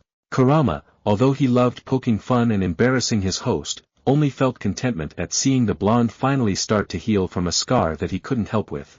A few minutes passed as they were both comfortable in their position and only reluctantly let the other go when they realized that they kept Eragon and Saphira waiting long enough. However, before she could cross the archway, Naruto stopped her again. "Thanks Arya, I needed that," Naruto said as he gently squeezed her hand that he was still holding, while Arya smiled back at him. Copying his previous actions, Naruto again pointed at his eyes. "However, I should mention the more basic abilities of my eyes. With them, I can see movements in slow motion, cast genjutsus with eye contact, and see chakra itself. And right now, there's a massive amount of chakra hanging around both Eragon and Saphira, and more interestingly, this chakra mass is made of a multitude of different colors." Arya immediately looked back at the dragon rider pair, almost unable to believe that she couldn't even detect it, even from only a short distance away. Running through the spells that might be useful, Arya asked, "What should we do?" "I will go into the chamber first and see what I can do for the two brats. If nothing happens, make your way in, but make sure you have a target to substitute with if needed.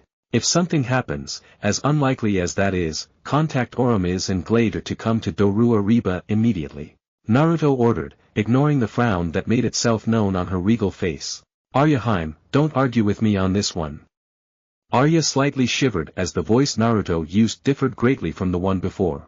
This was the voice of the man who wouldn't hesitate to slaughter armies of hundreds or even thousands if he thought it necessary and experienced what would have broken the will of any elf or dragon and yet came out on top.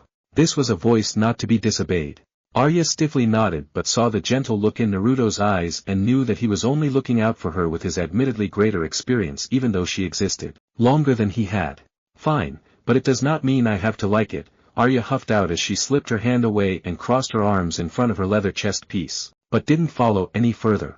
Naruto returned her nod as Arya shifted her hand to the hilt of her elven blade, ready to dash in if anything happened. Damn his orders. As the last god of shinobi was about to step through the archway, Kurama, who was lounging on top of his head, faded from view as he dispersed himself back into the seal, ready for anything. Stepping through the archway, Naruto saw what Eragon and Saphira initially saw. From the river of magma flowing past the pit in the middle of the chamber to the glowing crystalline objects that he identified as Eldenari. But it was the same gleaming metallic dragon humanoid that stole his attention, both because of its bizarre appearance and the inhuman chakra signature coming from it. Nothing happened as Naruto continued towards Eragon and Saphira.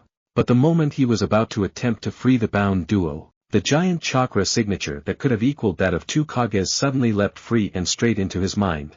For a moment, nothing happened as the previously restricted pair stumbled at their sudden freedom. However, in the next instant, the two watched as Naruto narrowed his eyes. The usually laughing blue eyes that he was known for turned into icy chips that belied his rage. Eragon turned to Saphira. "I know you don't like it when I swear, but I think this calls for it." The sapphire dragon quickly nodded her agreement. "Go ahead Eragon, I won't stop you this time." Then they saw the glacier-colored eyes turn blood red. Oh shit. In Naruto's mindscape, when the intruding Eldenari breached into the blonde's mind, they expected to encounter some kind barrier, whether it be a brick wall, barrier made out of the ancient language, or even a steel fortress. They had seen it all before. However, they saw no such wall. Instead they were treated to a forest that they could see no end to as they floated as multicolored balls of light. "What is this?" asked the first voice in wonder even as he watched the mixed reactions of the others, never having encountered a mind that actually took a permanent form. Temporary barriers were one thing, as they had to be first created and then consciously maintained. And it was clear to all that this was not some trick of the mind, but real. "But this is just ridiculous," thought the first as he continued to fly over the trees looking for any semblance of what he considered normality. But when he looked down, he noticed a shadow covering a large part of the forest that was twice the size of Saphira's. Alarmed, the Eldenari curled his neck up, but saw nothing but the sun beating down on them. Noticing nothing, the Eldenari was about to look back down when he froze. "Wait, neck." Newly formed eyes bulging, the pure white dragon swung his head around. All other worries and fears gone as he watched his long-dead friends in their original forms for the first time in a century. They were proud race, dragons, their hides and scales the greatest treasure in the world. The very sight of their glorious forms would end battles in the hundreds as they all knew, that it was pointless to continue. And yet, because of traitors, no, humans, they who were so great were felled to the point that they were forced to cling to existence, all for the hope of one day bringing the Oathbreaker Galbatorix down onto his knees as they watched him burn. Umarath. The white dragon's thoughts were abruptly interrupted as one of the other dragons, a sandy-colored one the size Saphira was before her transformation, mentally roared out a call while pointing with a claw, over there. There seems to be a city or village of some sorts around 50 miles away from here. Snapping his pale slitted eyes in the indicated direction, Umarath scouted out the location they were fast coming upon. Finally we see something other than these trees. I say we burn it to the ground and finally get answers to who and what this monster is. Roared out the second voice, now a dark brown dragon, the color of mud, and nearly as large as Umarath. No, wait. Before Umarath could rein in the unstable dragon, said dragon opened his mouth wide before spewing a blazing red and orange inferno onto the village. As if that was a signal, the remaining 134 dragons, excluding Umarath, unleashed their own colored flames, intent on destroying the village and routing the blonde's mind for his secrets. They expected for the wooden village to catch fire, to suddenly see the memories that they were here for. They were wrong. Instead, when the fires died out, they froze, unable and unwilling to believe what they saw. The blonde man, Naruto they absently recalled, was standing on top of the walls surrounding the village, without a hint of an injury or burn, with his blue eyes staring angrily up at them. You know, grated out a voice that sent shivers down Umaratha's and the others' spines. You would think that regaining your bodies would make you all in a more agreeable mood. But of course not, instead you try to burn down the center of my mind. The smoke from the dragon flames cleared away and to their despair, not only was the human unharmed, so too were the wooden walls. Impossible, not even Vrail or Galbatorix would have been able to escape unscathed, never mind a mere human not bonded to a dragon. Growled out the brown dragon as he prepped to unleash another searing blaze, although the combined might from before did nothing. Zoran, that is enough. Barked out Umarath even as he started to fly towards the anger-driven dragon, but to no avail. One of the greatest weaknesses that they all shared, should they stop and hover for any reason at all, it took several seconds to work back up to their usual speed, a vulnerability that was usually covered due to the wards their riders used to nullify any projectiles to a certain extent thrown at them. Even as the white dragon slammed into the smaller brown, it was too late. The river of flames unleashed from its jaws rushed through the air towards Naruto, raising the already heated surrounding space. Shaking his head, Naruto flashed through several hand seals before calling out, Suetun, Suijinhiki no Jutsu. Spitting out a veritable flood of water as it rushed to and through the flames, completely overpowering them with a burst of steam and colliding with both Umarath and Zoran. Again, another one of his unusual abilities. To be able to use water is nothing special, but to create so much as to easily overpower a dragon's flames is impressive, thought Umarath even as both of them were forced back several feet before the water lost against gravity and their scaly hide. And the force behind it is monstrous. I feel as if I got hit directly by a catapult, and if it wasn't water but rock, I would be on the ground. The white dragon groaned out at the sheer force of the airborne flood. After the human attacked Zoran and their leader Umarath, the other dragons also opened their mouths to again breathe fire, but before they could do so, Umarath roared out, Enough. Do not attack any further, or your skull will be under my foot. Almost instantly, the jaws of the other dragons clacked shut, some of them having been under said foot when they were alive. Needless to say, it wasn't something they wanted to experience again. While Umarath was still glaring at the others, he noticed the gasps of surprise running through the ranks. Frowning as only a dragon can, he was about to turn back when an unexpected voice rang out, right in front of him, So, you all calm enough to talk? Or do I have to start being a little serious?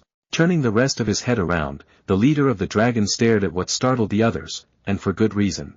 For millennia, the sky had been the domain of the dragons and with no competition for it, they became confident to the point of arrogance. If even the strongest of their riders could not sustain flight for more than a few minutes, then who could?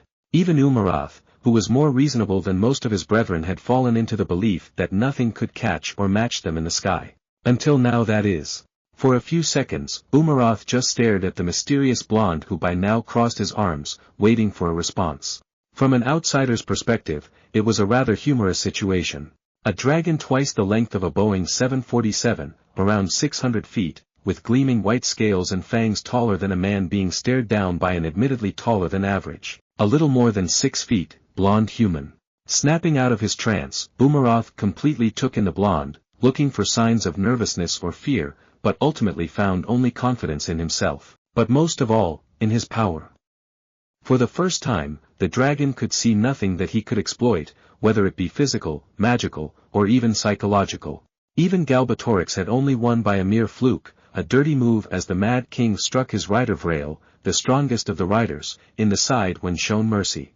Looking into Naruto's blue eyes, Boomeroth asked the question, "What do you want, Naruto?" That's it for part 6. Thank you for watching and see you in the next video.